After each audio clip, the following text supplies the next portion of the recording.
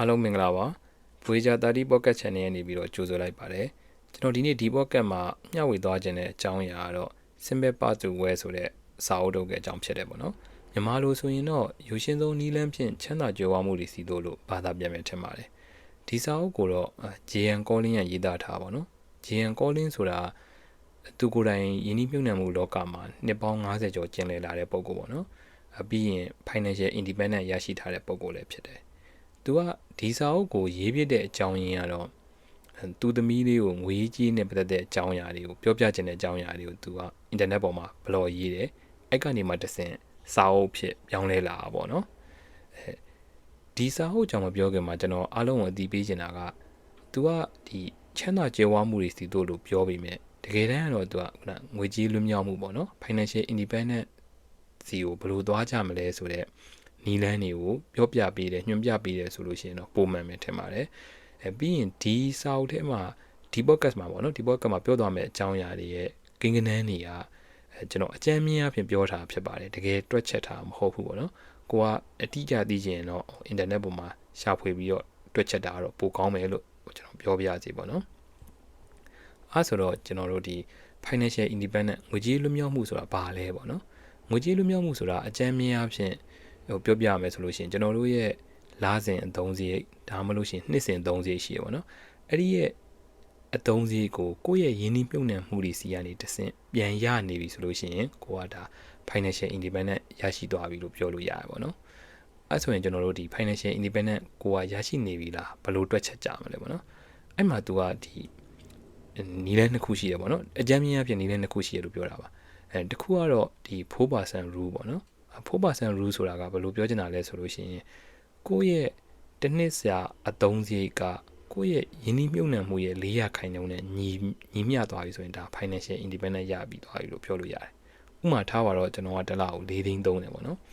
အဲဆိုတော့ကျွန်တော်တစ်နှစ်မှာ48သိန်းကုန်မယ်အဲဆို48သိန်းဒီဘလောက်က4% က48သိန်းရမလဲဆိုလို့ရှိရင်ကျွန်တော်3200ရဲ့400ခိုင်နှုန်းက48သိန်းနဲ့ညီမျှရပေါ့နော်ဒါဆိုရင်ကျွန်တော်တို့က3200ယင်းနှိမ့်မြုပ်နှံထားနိုင်ပြီဆိုလို့ရှိရင်တစ်လကို4သိန်းသုံးသူအတွက်financial independence ရသွားပြီလို့ပြောလို့ရရပေါ့ okay အဲ့ဆိုရင်ကျွန်တော်တို့က9သိန်းသုံးတယ်ပေါ့ထားတော့ကျွန်တော်တစ်လကို9သိန်းသုံးတယ်ဆိုလို့ရှိရင်တစ်နှစ်မှာ360အဲ့တော့ဘလောက်က400ခိုင်နှုန်းက360ဖြစ်မလဲဆိုလို့ရှိရင်3500ရဲ့4%က360ပေါ့ဒါဆိုရင်ကျွန်တော်က3500ရင်းနှီးမြှုပ်နှံထားနိုင်ပြီဆိုလို့ရှိရင်ကျွန်တော်ကငွေကြေးလွတ်မြောက်မှုရပြီလို့ပြောလို့ရတယ်ပေါ့နော်ဒါကတော့ 4% rule နဲ့တွက်တာပေါ့နောက်တစ်နည်းကတော့သူက25စားနဲ့တွက်တာပေါ့နော်ဒါကတော့ကျွန်တော်တို့ပိုလွယ်တယ်လို့ကျွန်တော်ခံစားရတယ်တစ်နှစ်ကကုန်ကျစရိတ်ကို25နဲ့မြှောက်လိုက်ပေါ့နော်ဥပမာကူထားပါတော့ခုန4သိန်းသုံးတယ်ဒါဆိုရင်တစ်နှစ်မှာ48သိန်းကုန်မယ်အဲ့ဒါကို25နဲ့မြှောက်လိုက်အဲ့ဆိုရင်ကျွန်တော်တို့3200ရသွားပြီပေါ့နော်ထိုနည်းတူစွာပဲကျွန်တော်ကတစ်လကို9သိန်းသုံးတယ်အဲ့ဆိုလို့ရှိရင်တစ်နှစ်မှာ360 25နဲ့မြောက်တော့3500ပေါ့ဒါဆိုရင်ကျွန်တော်တို့ကငွေကြေးလွတ်မြောက်မှုရရှိသွားပြီလို့ပြောလို့ရပါဘောနော်3500စုထားမှာမဟုတ်ဘူးဆိုတော့ယင်းနှိမ့်မြုပ်နှံထားမှာပေါ့နော်ယင်းနှိမ့်မြုပ်နှံထားပြီဆိုလို့ရှိရင်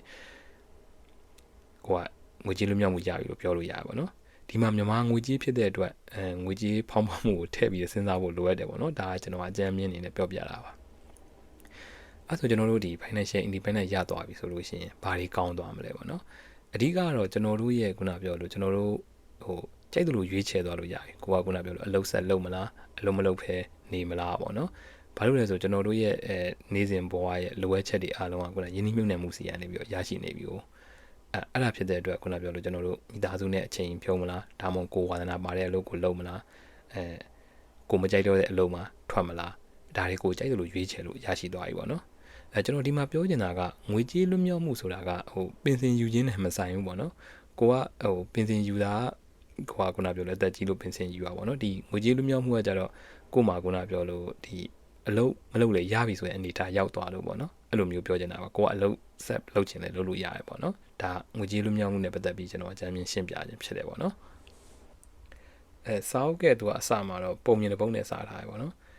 ်အဲ့ပုံမြင်ကဘုန်းကြီးတစ်ပါးနဲ့ဝင်းကြီးတစ်ယောက်အကြောင်းပေါ့နော်ကျွန်တော်ဒီမှာဘုန်းကြီးတစ်ပါးဆိုတဲ့အစားပေါ့နော်ကျွန်တော်ရိုးရှင်းရှင်းနေထိုင်တဲ့လူလို့ကျွန်တော်အစားထိုးပြီးတော့ ပြောပြသွားမယ်ပေါ့နော်အဲ့မှာဒီပုံမြင်ရဲ့နှစ်သာရပို့ပြီးတော့ပေါ်လွင်တာဖြစ်တဲ့အတွက်ရိုးရှင်းနေထိုင်တဲ့လူနဲ့ဝင်းကြီးတစ်ပါးအကြောင်းပေါ့နော်ဝင်းကြီးတစ်ယောက်အကြောင်းပေါ့အဲ့ဆိုတော့ဟိုးရှိတော့ဒ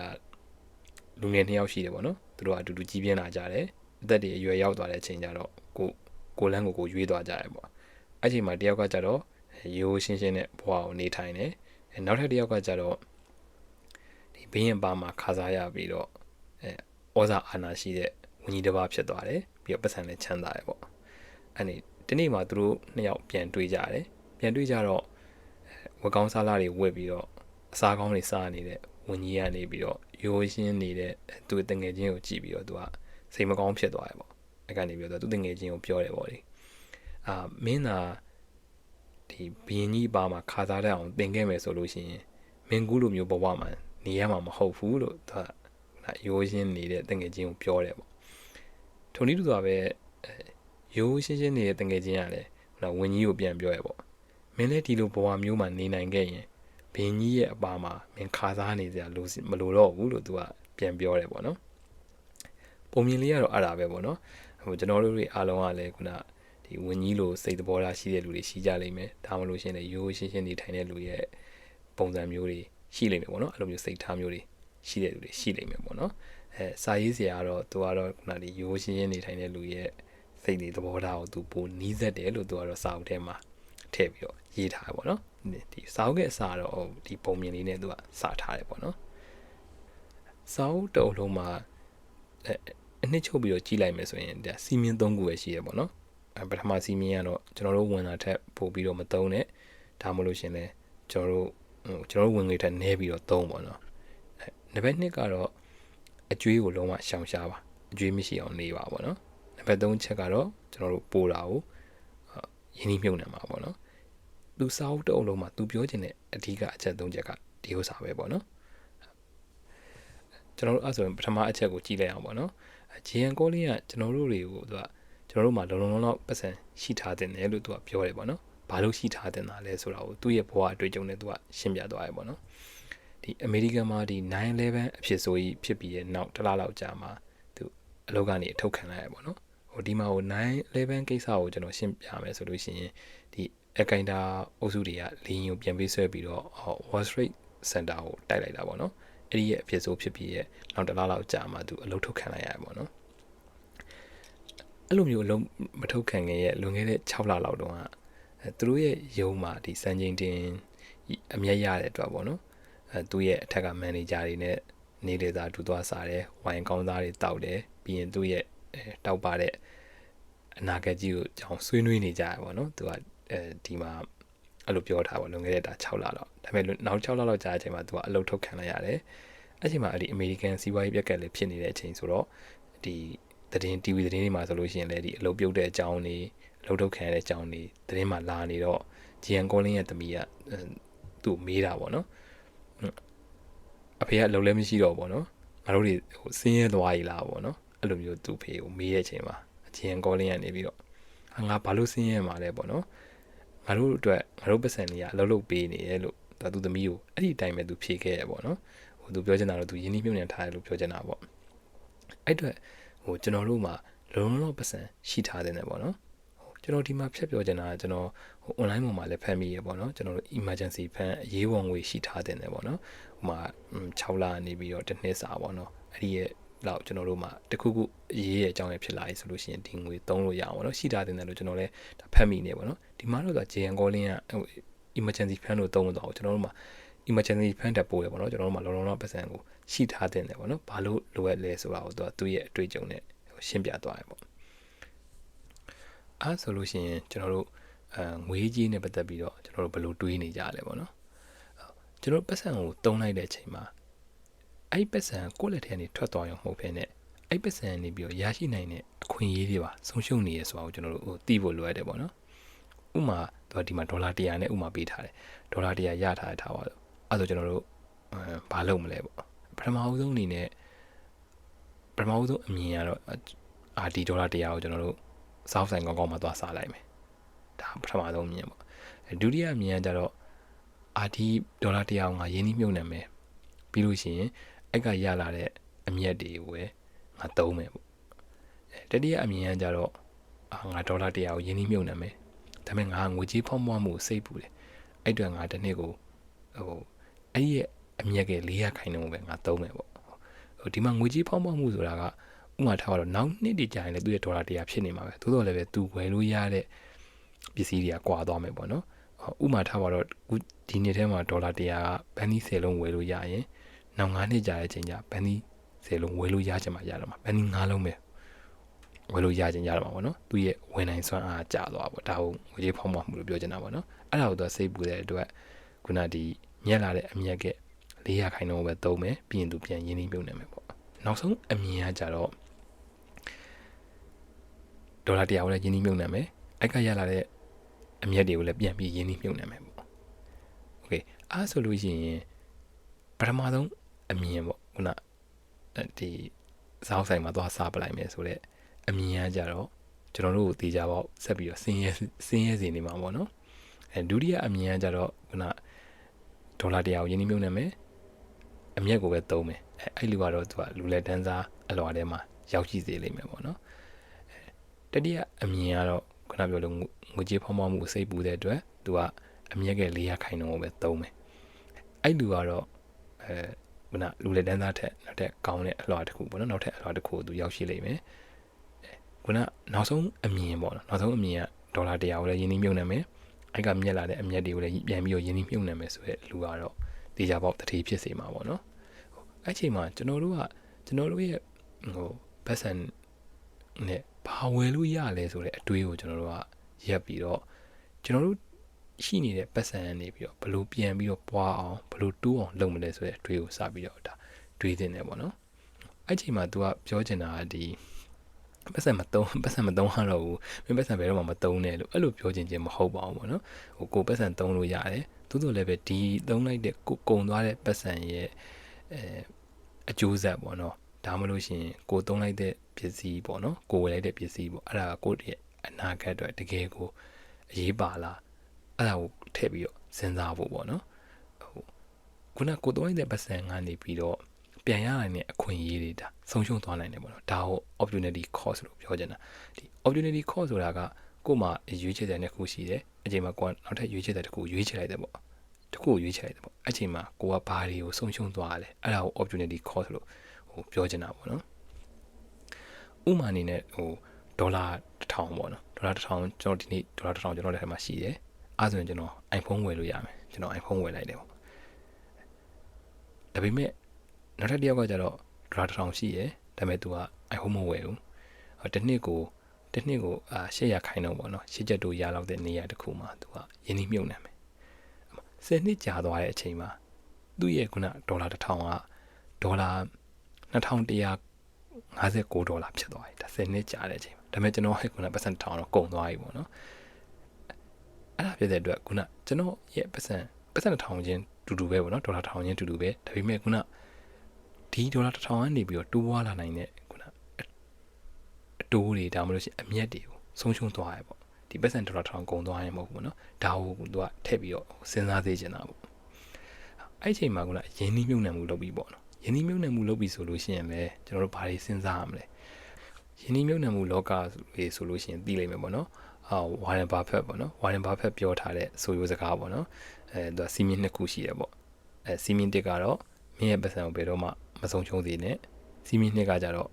မင်းဘယ်တော့မှစီမင်းတစ်ကိုမမေ့နဲ့ပေါ့နော်ခုဒါကျွန်တော်တို့ရင်းနှီးမြုပ်နှံမဲ့အချိန်မှာဆိုလို့ရှိရင်လည်းခုနဝါရန်ဘာဖက်ရဲ့စကားကိုကျွန်တော်တို့မှတ်ထားဖို့လိုအပ်တယ်ပေါ့နော်သူကတော့ဒီစာရေးဆရာ JN Calling ကတော့သူကဒီယင်းနှိမ့်မြုပ်နှံမှုအကြောင်းမှာ stock market အကြောင်းကိုပြောထားဖြစ်တဲ့အတွက်ကျွန်တော်နောက်ပိုင်းမှာအသေးစိတ်ကျွန်တော်ထပ်ပြောသွားမှာပေါ့နော်အဲဆိုတော့ခုနကျွန်တော်တို့ပတ်စံကြောင်တွေးတဲ့အချိန်မှာကျွန်တော်တို့ပတ်စံဆိုတာကျွန်တော်တို့သုံးတာထပ်ပို့တယ်ပေါ့နော်အဲ့ကနေပြီးတော့opportunity cost ဆုံးရှုံးသွားနိုင်တယ်ပေါ့နော်အဲ့ဒါကိုလည်းကျွန်တော်တို့ထည့်သွင်းစဉ်းစားရမယ်ပြီးရင်ယင်းနှိမ့်မြုပ်နှံမှုဆိုလို့ရှိရင်လည်းဘယ်လိုစဉ်းစားရမလဲဆိုတာကိုသူကပြောသွားရပေါ့နော်ဘာလို့လဲဆိုလို့ရှိရင်ပတ်စံကျွန်တော်တို့ရဲ့ဒီနေ့ခေတ်ကဘာထဲမှာဘယ်လိုပြောမလို့အရန်လဲသုံးဝင်တယ်တကယ်လည်းမရှိမဖြစ်လိုအပ်တဲ့အရာပေါ့နော်ပတ်စံရှိထားပြီဆိုလို့ရှိရင်ကျွန်တော်ထင်တယ်ပြဿနာတော်တော်အများစုကပြေလည်သွားပြီပေါ့နော်အဲ့အတွက်ကျွန်တော်တို့ကပတ်စံကိုဘယ်လိုသုံးမယ်ဒါမှမဟုတ်ရှင်ပတ်စံအကြောင်းဘယ်လိုတွေးမယ်ဆိုတာကိုကျွန်တော်တို့ လေးလာဖို့ဟာလိုကိုလိုအပ်တယ်လို့ဒါဂျီယန်ကော်ရင်ကတိုက်တွန်းထားရပေါ့နော်အဲ့ဆိုလို့ရှိရင်ဒီပတ်စံငွေကြီးနဲ့ပတ်သက်ပြီးတော့ဒီ financial independent ပေါ့နော်ဒါကလူတိုင်းရရှိနိုင်သလားလို့မေးပြီပေါ့နော်အချိန်မှာ तू ကတော့ဒါရရှိနိုင်ပါတယ်လို့ तू ကတော့ဖြေထားရပေါ့နော်ဒါပေမဲ့လူတိုင်းရမှာမဟုတ်ဘူးပေါ့နော်ဘာလို့လဲဆိုလို့ရှိရင်ကျွန်တော်တို့လူတစ်ယောက်ကနေထိုင်မှုဘဝပုံစံမတူဘူးပေါ့နော်ဟော तू ဆိုလို့ရှိရင်ဒါသူ့ရဲ့တီးတယောက်ရှိရပေါ့နော်ဒါတစ်နှစ်ကို1 million ပေါ့နော်1 million ဘောနဲ့ရတယ်ဒါပေမဲ့လည်း तू အညီးပြီးပြောနေတာပေါ့နော်သူဘောနဲ့ရတာနဲတယ်ပေါ့နော်စုချေးရနဲပေါ့နော်ဘာလို့လဲဆိုတော့သူ့ရဲ့အတုံးတွေကအများများနေရပေါ့နော်အဲ့လိုလူမျိုးတွေဆိုလို့ရှိရင်ခုန financial independent ငွေကြေးလွတ်မြောက်မှုကဝေးကွာနေအောင်ပါပဲဒါကြောင့်မလို့ခုနပြောလို့ financial independent ဆိုတာကကိုယ့်ရဲ့နေထိုင်မှုဘဝပုံစံနဲ့လည်းအများကြီးဆိုင်နေပေါ့နော်ကိုကဥမာတိတ်မသုံးဘူးဆိုလို့ရှိရင်ကိုခုန financial independent ရောက်ဖို့ကတိတ်ပြီးတော့ငွေကြေးအဲ့လောက်မလိုဘူးပေါ့နော်ကိုကမဟုတ်ဒါမှမဟုတ်ရန်သုံးငွေကြေးသုံးဆွဲများတဲ့လူဆိုလို့ရှိရင်ပို့ပြီးတော့ဒါလိုမှာပေါ့နော်ဒါကတော့ तू ကဒီကျွန်တော်တို့ကိုယ့်ရဲ့ဝင်ငွေထက်ပို့ပြီးတော့မသုံးနဲ့ဆိုတဲ့စီးမြင့်နဲ့ပတ်သက်ပြီးတော့ तू အသေးစိတ်ရှင်းပြထားပါပေါ့နော်အဲ့ဒါဆိုလို့ရှိရင်ကျွန်တော်တို့နောက်ထပ်စီးမြင့်တစ်ခုကိုကြည့်လိုက်အောင်ပေါ့နော်နောက်ထပ်စီးမြင့်တစ်ခုကတော့အကျွေးကိုလုံးဝရှောင်ရှားပါပေါ့ဒါမှမဟုတ်အကျွေးမရှိအောင်နေပါပေါ့နော်အကျွေးဆိုတာကကျွန်တော်တို့သွားကျင်နေတဲ့ financial independent ပေါ့နော်ငွေကြေးလွတ်မြောက်မှုစီကိုသွားဖို့အတွက်အကြီးမားဆုံးအန်ဒီပေးနိုင်တဲ့အရာရဲ့အကြီးမားဆုံးအနှောက်အယှက်ပေါ့နော်အဲ့ဒါကတော့အကျွေးပေါ့ဒီမှာကျွန်တော်တို့ ਨੇ အကျွေးကရင်းနှီးတာကအကျွေးဝယ်ကတ်ပေါ့နော် credit card နဲ့ကျွန်တော်တို့ရင်းနှီးကြတယ်ဒီမှာ credit card ကိုမတည်သေးတဲ့သူတွေအတွက်ကျွန်တော်ရှင်းပြမယ်ဆိုလို့ရှိရင်ကျွန်တော်တို့မြန်မာမှာတော့ ATM card လို့ခေါ်ကြတယ်တကယ်တမ်းအဲ့လို card ကအကြမ်းမြင်အဖြစ်မျိုးစားနှစ်ခုရှိရပေါ့နော်ဟို debit card က credit card က debit card ကကြတော့ကိုကငွေဖြည့်ထားရတယ်ငွေကြိုဖြည့်ထားရတယ်အဲ့ဒီ card ထဲမှာရှိသလောက်ငွေပဲကိုကသုံးလို့ရတယ်ဥပမာကိုတသိန်းဖြည့်ထားရဆိုလို့ရှိရင်အဲ့တသိန်းထိသုံးလို့ရမယ်ပေါ့နော်တသိန်းကိုရင်ထပ်သုံးလို့မရတော့ဘူးcredit card ကကြတော့အဲ့လိုမျိုးမဟုတ်ဘူးဒီ credit card ရဖို့အတွက်ကျွန်တော်တို့ဘဏ်တွေဒါမှမဟုတ်ရှင်ကတ်ထုတ်ပေးတဲ့အဖွဲ့အစည်းတွေကိုကျွန်တော်တို့ကရှောက်ရတယ်။ကျွန်တော်တို့မှာလာစားဘယ်လောက်ရကြောင်းကျွန်တော်တို့ဘယ်ကုမ္ပဏီမှာလုံးနေကြောင်းဒါမှမဟုတ်ရှင်လည်းကိုကဘယ်လုပ်ငန်းတွေပိုင်ဆိုင်ကြောင်းပေါ့။သူတို့ကအဲ့ရှောက်လွှာကိုကြည့်ပြီးတော့မှ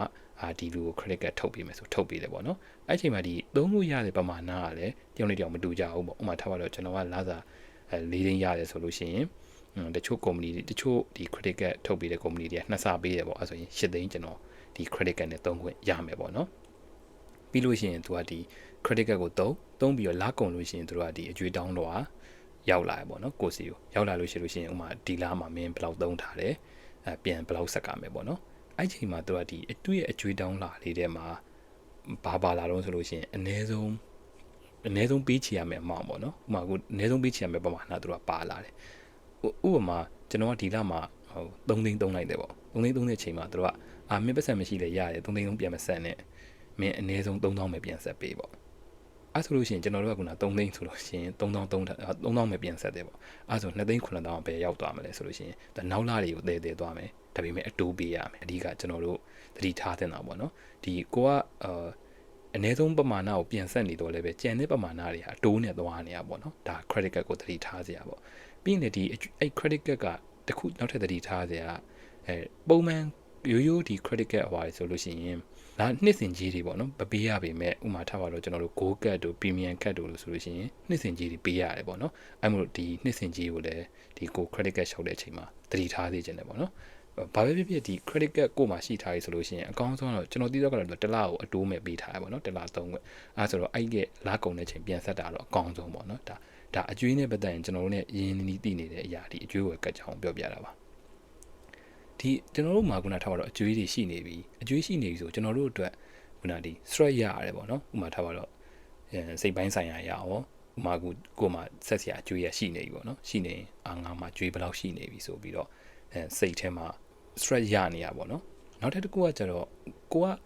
အကျွေးရှိတဲ့အချိန်မှာနောက်ထပ်လုံးမိတဲ့အရာတစ်ခုကတော့ကိုကပို့ပြီးတော့သုံးမိတာအဲ့ဒါကတော့ဥမာထားတော့ငါမှကျွေးရှိနေကွာဘယ်လောက်မှထူးပါအောင်ဒီဥစ္စာထပ်ပြီးဝယ်လိုက်ပါအောင်မယ်ဆိုပြီးတော့အဲ့လိုမျိုးတွေဖြစ်သွားတတ်တယ်ပေါ့နော်ဒါကြောင့်မလို့ဒီကိုယ့်ရဲ့ကျွေးနဲ့ပတ်သက်ပြီးကိုယ့်ရဲ့စိတ်ပိုင်းဆိုင်ရာနဲ့ထိခိုက်မှုတွေရှိနိုင်တဲ့အတွက်ဒီအကျွေးကိုလုံးဝရှောင်တာကတော့ကောင်းတယ်ပေါ့နော်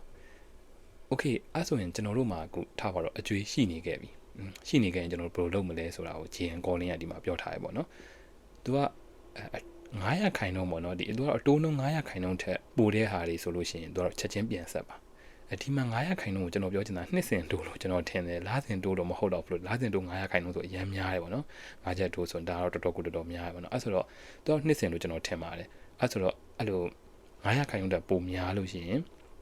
်ချက်ချင်းပြန်ဆက်ပါတကယ်လို့သူက300ခိုင်နှုန်းကနေ900ခိုင်နှုန်းလို့ပေါ့နော်အတိုးက3ချက်တိုးကနေ5ချက်တိုးလို့ကျွန်တော် comment ထည့်တယ်အဲ့လိုမျိုးဆိုလို့ရှိရင်ကိုကရွေးချယ်လို့ရသွားပြီပေါ့နော်တစ်ဖက်ကလည်းအကျွေးဆက်နေတယ်တစ်ဖက်ကလည်းယင်းနှိမ့်မြုံနှံမှုလုပ်နေမယ်အဲ့လို3ချက်တိုးပေါ့300ခိုင်နှုန်းထက်နည်းတယ်ဆိုလို့ရှိရင်ကြတော့သူကဖြည်းဖြည်းချင်းပြန်ဆက်ပါပြီးရင်ကိုကပိုတဲ့ပတ်စံလေးကိုယင်းနှိမ့်မြုံနှံပါလို့သူကတော့ပြောထားရပေါ့နော်ဒါပေမဲ့ကျွန်တော်နားလေတော့ကဒီယင်းနှိမ့်မြုံနှံမှုကလည်းခုနကျွန်တော်တို့အတိုးနှုံးထက်ပိုပြီးရနေမှာပေါ့နော်မဟုတ်ရင်ကျွန်တော်ထင်တယ်ပိုရှိကြနေမှာပေါ့နော်ဒါကကျွန်တော်တို့မှာအကျွေးရှိခဲ့ရင်ဘယ်လိုလုပ်မလဲဆိုတဲ့အရာပေါ့โอเคဟုတ်ပြီကျွန်တော်တို့မှာအကျွေးတွေရှိနေပြီတကယ်လို့များအကျွေးရှိနေခဲ့ရင်ကျွန်တော်တို့ပြန်ဆက်တော့မယ်အဲ့ဆိုရင်ဘယ်လိုဆက်မလဲပေါ့နော်သူကဒီမှာပြောထားတာမင်းမှာကိုလက်ရှိသုံးနေတဲ့မလိုအပ်တဲ့အသုံးစရိတ်တွေကိုလုံးဝရှော့ချပါပေါ့ဥပမာကိုထားပြီးတော့အပြင်ထွက်ပြီးကော်ဖီတောက်ဖြစ်နေရင်လည်းကော်ဖီမတောက်တော့နဲ့ညစာအပြင်ထွက်စားနေရင်လည်းလုံးဝမစားတော့နဲ့ဟိုအဓိကကျွန်တော်တို့ရဲ့ပတ်စံအားလုံးကအကျွေးဆက်ဖို့ပဲပေါ့နော်ပြီးလို့ရှိရင်သူကအကျွေးအားလုံးကိုစီးရင်လုပ်ပါစီးရင်လုပ်ပြီးသွားလို့ရှိရင်အဲ့ဒီအကျွေးတွေရဲ့အတိုးနှုံးလိုက်စီမယ်ပေါ့နော်အဲ့ချိန်မှာသူကအတိုးအများဆုံးဟာကိုအရင်ဆက်မယ်ပြီးကျန်တဲ့အခြားအကျွေးတွေကလည်းရှိနေနေမယ်အဲ့အခြားကျွေးတွေမှာကျွန်တော်တို့မှာအနည်းဆုံးပြန်ပေးရမယ်ပမာဏတွေရှိရပေါ့နော်ဥပမာကျွန်တော်ပေးရမယ်ဆိုရင်ကျွန်တော်ကကားဝယ်ထားရတာတော့ကားကိုကျွေးနဲ့ဝယ်ထားတယ်အိမ်ကိုကျွေးနဲ့ဝယ်ထားအဲ့ဒီကားရဲ့အကျွေးတွေကျွန်တော်ကလာတင်တစ်လောက်ကိုတသိန်းဆက်နေရမယ်အိမ်တွေလည်းလာတင်တသိန်းဆက်ရမယ်အဲ့မှာကျွန်တော်ကအကျွေးဆက်ဖို့လက်ထဲမှာ3သိန်းရှိနေဆိုရင်ခုနလာစဉ်အနည်းဆုံးဆက်ရမယ်ပမာဏတသိန်းစီပေးလိုက်မယ်ပိုတဲ့တသိန်းကိုအတိုးအများဆုံးအရာဘယ်ကောင်အတိုးအများဆုံးလဲဥပမာထားပါတော့အိမ်ကျွေးရအတိုးအများဆုံးဆိုရင်အိမ်ကျွေးကိုပို့ဆက်မယ်ပေါ့နော်သူကတော့ဒါမျိုးနီးနဲ့ဆက်သွားမယ်လို့သူကပြောထားရပေါ့အဲ့ဒီအကျွေးဆက်နေတဲ့အချိန်မှာ तू မလုံးမဲ့အရာတွေပေါ့နော် तू မလုံးမဲ့အရာတွေဒါကတော့ကျွန်တော်မြန်မာမှာဒီလိုမျိုးကျွန်တော်မကြားဘူးပေါ့နော်ရှိရင်လည်းရှိမှာပေါ့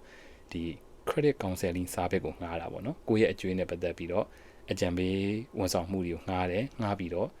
ဘယ်လိုဆက်ရမလဲသူတို့ကကိုအကြံပေးမှာပေါ့နော်သူတို့အားတွေလုံးဝငှားမှာမဟုတ်ဘူးဘာလို့လဲဆိုအဲ့ငှားကားကုန်တယ်ပေါ့နော်သူကသူအပေါ်မှာပြောခဲ့လို့ပဲအကျွေးကို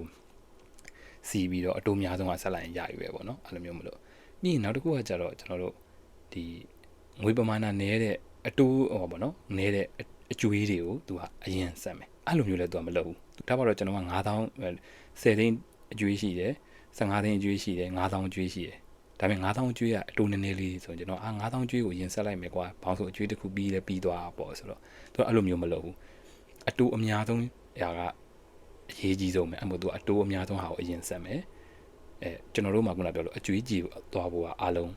အဓိကအရေးကြီးတာပေါ့နော်ဒါအကျွေးရှိခဲ့မယ်ဆိုရင်သူကဘာတွေလုပ်မယ်ဘယ်လိုမလုပ်ဘူးလဲဆိုတာကိုပြောပြသွားတာပေါ့နော်ဒီမှာနီးနှန်းနေရတော့ကျွန်တော်တို့အားလုံးသိပြီးသားတွေပေါ့နော်အရန်ရိုးရှင်းတယ်ဒါပေမဲ့လိုက်လို့ဖို့လွယ်ကူတယ်လို့သူကပြောချင်မဟုတ်ဘူးပေါ့နော်โอเคအဲ့ဆိုတကယ်လို့များကျွန်တော်တို့ကအကျွေးတွေမရှိဘူးဒါဆိုတော့အကောင်းဆုံးပဲဒါမှမဟုတ်အကျွေးတွေကရှိနေခဲ့ရင်လည်းဒီနည်းနဲ့ဆက်မယ်အကျွေးတွေကြေသွားပြီဒါဆိုရင်အကျွေးကြေပြီးတော့ကျွန်တော်တို့ဘာလုပ်ကြမလဲဒါဆိုလို့ရှိရင်ကျွန်တော်တို့ရဲ့ပိုနေတဲ့ငွေပေါ့နော်လာစဉ်ပိုတဲ့ငွေကိုယင်းနှိမ့်မြုပ်နှံမှုစီကိုလုပ်ကြမယ်ပေါ့အဲ့ချိန်မှာသူဒီစာအုပ်ထဲမှာထည့်ပြီးတော့မဆွေးနွေးထားတဲ့အကြောင်းအရာပေါ့နော် business လုံးပေါ့နော်စီးပွားရေးလုပ်ဖို့အတွက်အကျွေးယူတာတွေ mortgage လုံးပေါ့နော်ကျွန်တော်တို့အိမ်အကျွေးဝယ်တဲ့ကိစ္စတွေပြီးရင် student လုံးပေါ့နော်ကျောင်းသားချင်းငွေကိစ္စတွေသူကတော့ဒီမှာထည့်ပြီးတော့မဆွေးနွေးသွားဘူးပေါ့နော်သို့တော်လည်းပဲဒီအကျွေးဆိုတာလုံးဝအန္တရာယ်ရှိတာဖြစ်တဲ့အတွက်လုံးဝတတိထားပါပေါ့ဥပမာကူထားပါတော့လုပ်ငန်းအတွက်ကိုကကျွေးယူတယ်โอเคယူလို့ရတယ်ဒါပေမဲ့တတိထားပါပေါ့နော်ပြောချင်တာဘာလို့လဲဆိုဒီအကျွေးကြောင့်ခုနပြောလို့ကုမ္ပဏီတွေပြိုကွဲသွားတယ်အများကြီးသူကြုံဘူးတွေ့ဘူးတယ်ပေါ့နော်ပြီးတော့ကြတော့ခုနပြောလို့ចောင်းသားတွေခုနចောင်းသားချင်းငွေပေါ့နော်ဒါကတော့ကျွန်တော်တို့နိုင်ငံမှာလည်းအဲ့လိုចောင်းသားချင်းငွေအဲ့လိုမရှိဘူးလို့ကျွန်တော်ထင်တယ်သူများနိုင်ငံတွေမှာတော့ကိုကတက္ကသိုလ်တက်ချင်ပြီဆိုចောင်းသားချင်းငွေချီလို့ရတယ်ပေါ့နော်ပြီးရင်လည်းအိမ်ကိုကျွေးနေဝယ်တဲ့ကိစ္စတွေအဲ့ဒါတွေကိုလည်းသူကတတိထားပါပေါ့နော်ဒါပေမဲ့ကျွန်တော်တို့ရဲ့ရည်မှန်းချက်ကငွေကြေးလွှဲပြောင်းမှုစီကိုတွားချင်နေတာဖြစ်တဲ့အတွက်အကျွေးနည်းနိုင်တယ်များနည်းအောင်ရှိနေကြရင်တော့အကောင်းဆုံးပဲပေါ့နော်ဟုတ်ကဲ့ဒီခန်းတော့သူကအကျွေးနဲ့ပတ်သက်ပြီးတော့ပြောပြသွားဖြစ်ပါတယ်အဲ့ဆိုကျွန်တော်တို့နောက်ဆုံးချက်ကိုကြည့်လိုက်အောင်ပေါ့နော်နောက်ဆုံးချက်ကတော့ပိုလာကိုယင်းနှီးမြုပ်နှံမှာပေါ့အဲ့ဆိုရင်ဘယ်မှာယင်းနှီးမြုပ်နှံကြမလဲပေါ့နော်ဘယ်မှာယင်းနှီးမြုပ်နှံမလဲဆိုလို့ရှိရင်သူကဒီမှာတော့stock market မှာယင်းနှီးမြုပ်နှံမှာလို့ပြောထားတယ် stock market ဆိုတာကုမ္ပဏီတွေရဲ့အစု share တွေကိုရောင်းဝယ်တဲ့နေရာပေါ့နော်stock ဆိုတာကတကယ်တော့ဒီကုမ္ပဏီရဲ့ share တွေကိုပြောချင်ပေါ့နော်ဥပမာကျွန်တော်တို့ပေးကြည့်မယ်ပေါ့နော်ထားပါတော့ကျွန်တော်တကယ်ချင်းကလက်ဖက်ဆိုင်ဖွင့်တယ်သူ့ရဲ့လက်ဖက်ဆိုင်ရောင်းကောင်းတယ်ပေါ့ရောင်းကောင်းတော့သူကနောက်ထပ်လက်ဖက်ဆိုင်ဖွင့်နေတော့သူငွေလိုလာတော့သူ့ရဲ့လက်ဖက်ဆိုင်ရဲ့ share ကိုသူကထုတ်ရောင်းတယ်ပေါ့သူသိန်း100လိုလို့သူက share တစ်ခုကို3သိန်းနှုန်းနဲ့သူကအခု100ထုတ်ရောင်းတယ်ထားပါတော့အဲ့ချိန်မှာကျွန်တော်ကနေပြီးတော့သိန်း20နဲ့သူ့ရဲ့ဒီလက်ဖက်ဆိုင်ရဲ့ share အခု20ဝယ်လိုက်တယ်ဒါဆိုရင်ဒီကုမ္ပဏီရဲ့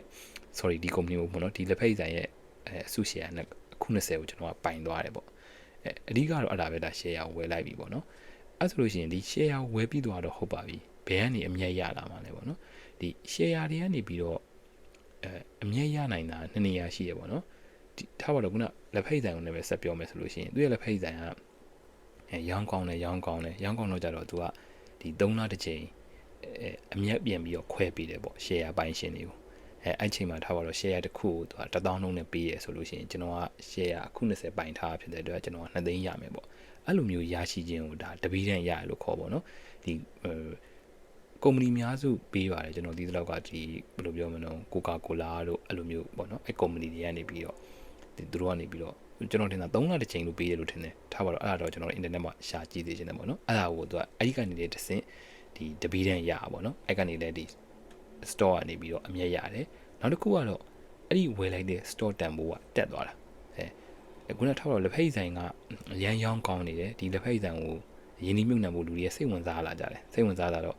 ့ကျွန်တော်မှာခုန share အခု20ရှိတာကိုပြန်ရောင်းမလားပေါ့ကျွန်တော်ပြောတော့ကျွန်တော်ကတော့3သိန်းနဲ့တော့ပြန်မရောင်းနိုင်ဘူး3သိန်း2000နဲ့ပြန်ရောင်းမယ်ဆိုလို့ရှိရင်ဒါဆိုရင်ဒီ share တန်ဖိုးကတက်သွားပြီအဲ့ကြတော့ကျွန်တော်က share တစ်ခု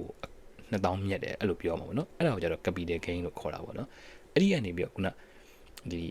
ီအမြတ်ပြန်ပေးတာကနေပြီးတော့လည်းရနိုင်တယ်ဒါမှမဟုတ်ရှင်ဒီကိုယ့်ရဲ့ share ရဲ့တန်ဖိုးကတက်သွားလို့လေအဲ့ကနေလည်းဒီမြတ်နိုင်တယ်ပေါ့နော်ဒါကတော့အကြမ်းမြင်အဖြစ်ဒီ share တွေ store တွေကနေမြတ်တာအဲ့ကနေမြတ်နိုင်တယ်ပေါ့နော်အဲ့ဆိုရင်အရှုံးမရှိတော့ဘူးလားရှိတာပေါ့ခုနပြောလက်ဖက်ဆိုင်ရောင်းမကောင်းဘူးဒီ share ရဲ့တန်ဖိုးကကျသွားတာပေါ့နော်အားလည်းဖြစ်နိုင်တယ်ဒါလက်ဖက်ဆိုင်လုံးဝပိတ်သွားရင်တော့ကိုယ့်ရဲ့ share ရှုံးသွားလည်းဖြစ်နိုင်တယ်ပေါ့နော်ဒီမှာအားလုံးမြင်သာအောင်ပြောရမယ်ဆိုလို့ရှိရင်ကျွန်တော်တို့ဒီ iPhone ထုတ်တဲ့ကုမ္ပဏီပေါ့နော် Apple ပေါ့ Apple ဆိုလို့ရှိရင်လွန်ခဲ့တဲ့2015လောက်ကကျွန်တော်ကApple ရဲ့ကုမ္ပဏီရဲ့ share တစ်ခုကိုဝယ်မယ်ဆိုလို့ရှိရင်2015လောက်ကဒေါ်လာ20နဲ့30ကြားပဲပေးရလိမ့်မယ်ပေါ့နော်အဲ့ဆိုလို့ရှိရင်ကျွန်တော်ကထားပါတော့အဲ့ဒါကိုအခုတည်းကဝယ်မယ်ပေါ့အဲ့ဆိုဒေါ်လာ2000ပဲကြမယ်ပေါ့နော်အဲ့ခေတ်ကဒေါ်လာဈေးနဲ့ဆိုရင်ဒေါ်လာ2000ဆိုရင်ကျွန်တော်ထင်တယ်သိတော့မကြတော့သေးဘူးမြန်မာငွေ30ကနန်းပတ်ချလဲလောက်ပဲရှိဦးမယ်ထင်ပါတယ်ပေါ့နော်အခုဒီ2025မှာဆိုလို့ရှိရင်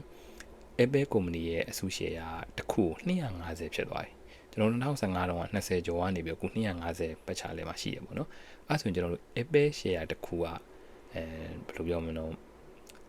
230တက်နေရပေါ့နော်ကျွန်တော်ကသာခုန2015မှာအခုတရားဝယ်ခဲ့မယ်ဆိုရင်အခုချိန်မှာကျွန်တော်ဒေါ်လာ2300လောက်မြင့်နေပြီပေါ့နော်အဲ့လိုပြောရမယ်ပေါ့ဒါကဟို Apple ကုမ္ပဏီရဲ့ဒါဥပမာပြောပြတာပေါ့နော်အဲ့ဆိုရင်ခုနဒီ stock market ကကြခုန store တွေကိုကျွန်တော်တို့ရောင်းလို့ဝယ်လို့ရတာဒါမှမဟုတ် trade လို့ရတာအဲ့ဒါတွေကို stock market လို့ခေါ်ပါတော့ကျွန်တော်တို့ဒါအမေရိကန်မှာဆိုလို့ရှိရင်ဒီ New York Stock Exchange တို့ Nasdaq တို့အင်္ဂလန်မှာဆိုလို့ရှိရင် London Stock Market တို့အာရှဘက်မှာဆိုလို့ရှိရင်ဒီ Hong Kong Stock Market တို့Tokyo Stock Market တို့အားရရှိရပေါ့နော်ကျွန်တော်တို့မြန်မာနိုင်ငံမှာလည်းရန်ကုန် Stock Exchange ဆိုပြီးတော့ရှိရလို့တော့ကျွန်တော်ကြားဘူးလေပေါ့နော်ကျွန်တော်အတိအကျတော့ဟိုကိုယ်လည်းမဝယ်ဘူးတော့ကျွန်တော်မသိဘူးပေါ့နော်အဲ့ဆိုလို့ရှိရင်သူတို့အဲ့ stock market တွေရဲ့အဲ့ခုန stock exchange တွေကနေပြီးသူတို့က stock တွေရောင်းပေးနေရပါတော့ဒါပေမဲ့အဲ့ stock exchange ကိုကျွန်တော်တို့က stock ဝယ်တော့မယ်ဆိုရင်ဘယ်လိုဝယ်လို့ရလဲဆိုလို့ရှိရင်ပြည်ပမှာရောင်းနေတဲ့သူတွေဆိုလို့ရှိရင်တော့ဒီပြည်ပဘဏ်တွေကနေဝယ်လို့ရရပါတော့ကျွန်တော်သိသလောက်ကဒါပေမဲ့နည်းနည်းတော့ဈေးကြီးရလို့ကျွန်တော်ကြားဘူးတယ်ကျွန်တော်မဝယ်ဘူးဒါပေမဲ့ဒီ broker တွေရှိရပါတော့အဲ့လိုမျိုး stock တွေကိုရောင်းပေးတဲ့ broker ကုမ္ပဏီတွေရှိရအဲ့ broker ကုမ္ပဏီတွေမှာကိုယ်အကောင့်သွားဖွင့်ပါတော့ဥပမာဒီမူမူတို့တိုက်ကားတို့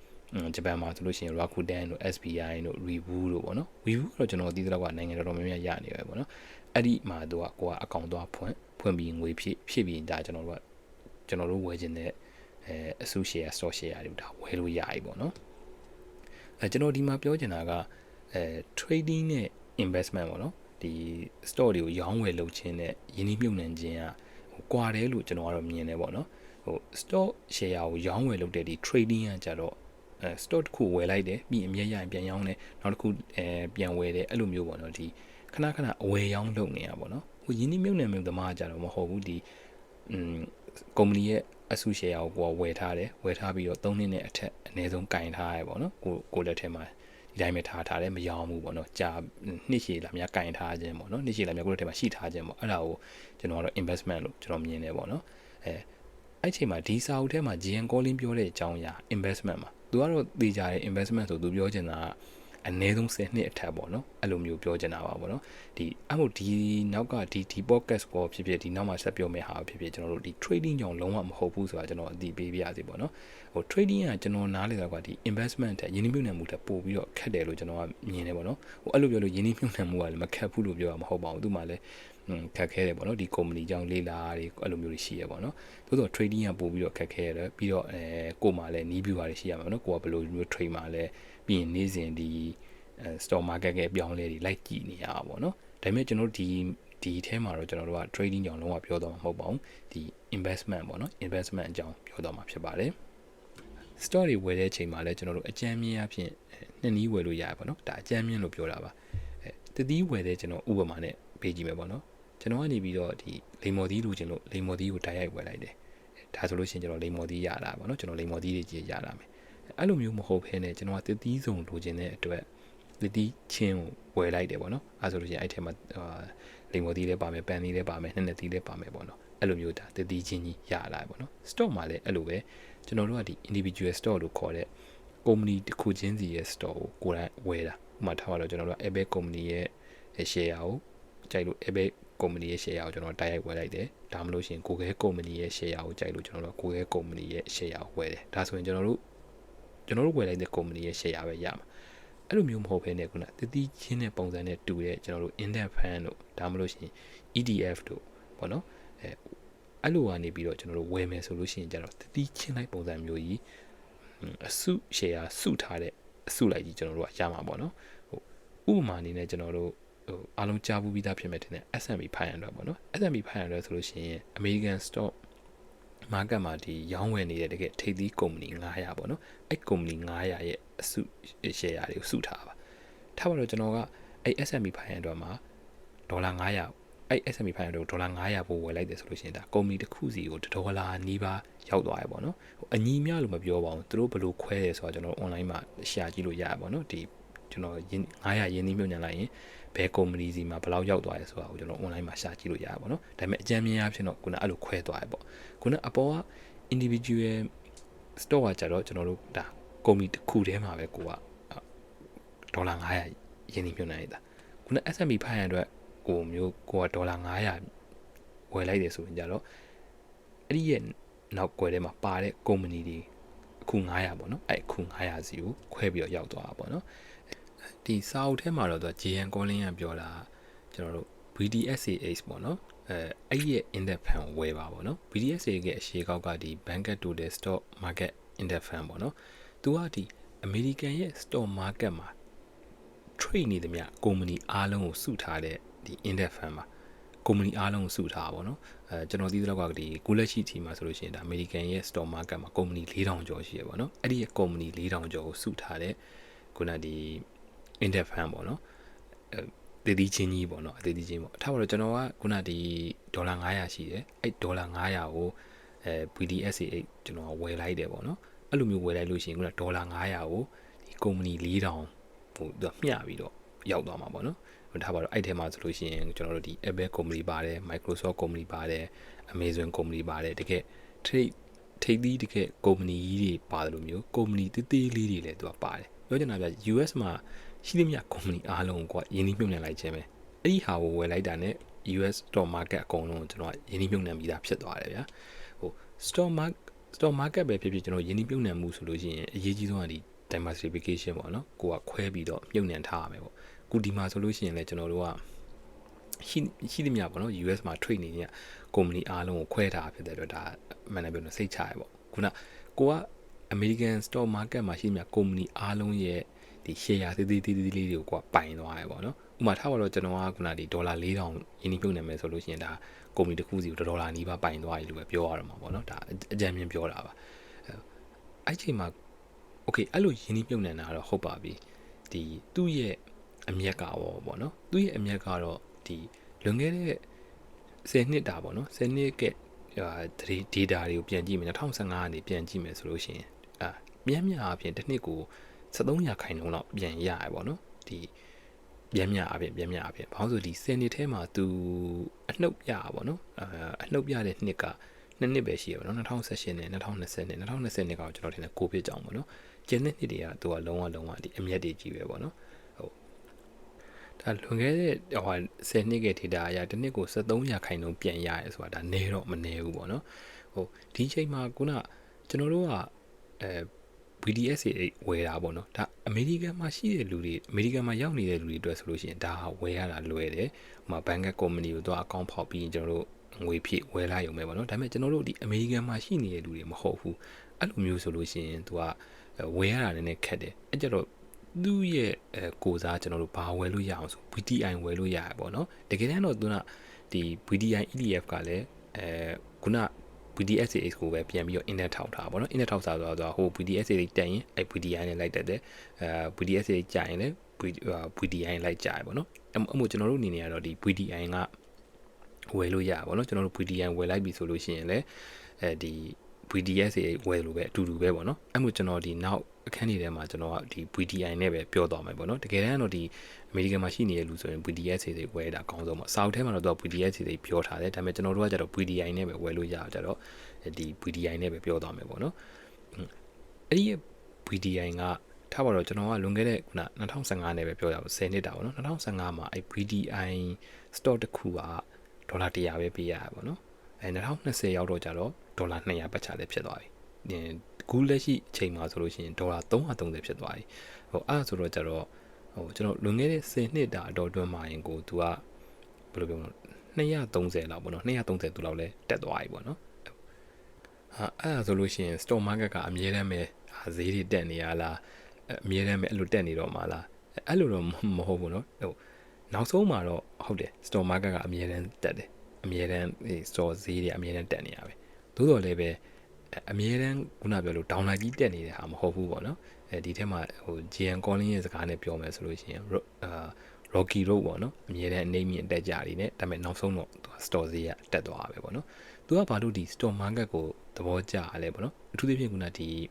BDI တို့ BDSA ပေါ့နော်ဒီ American ရဲ့ရှိသမျှဒီ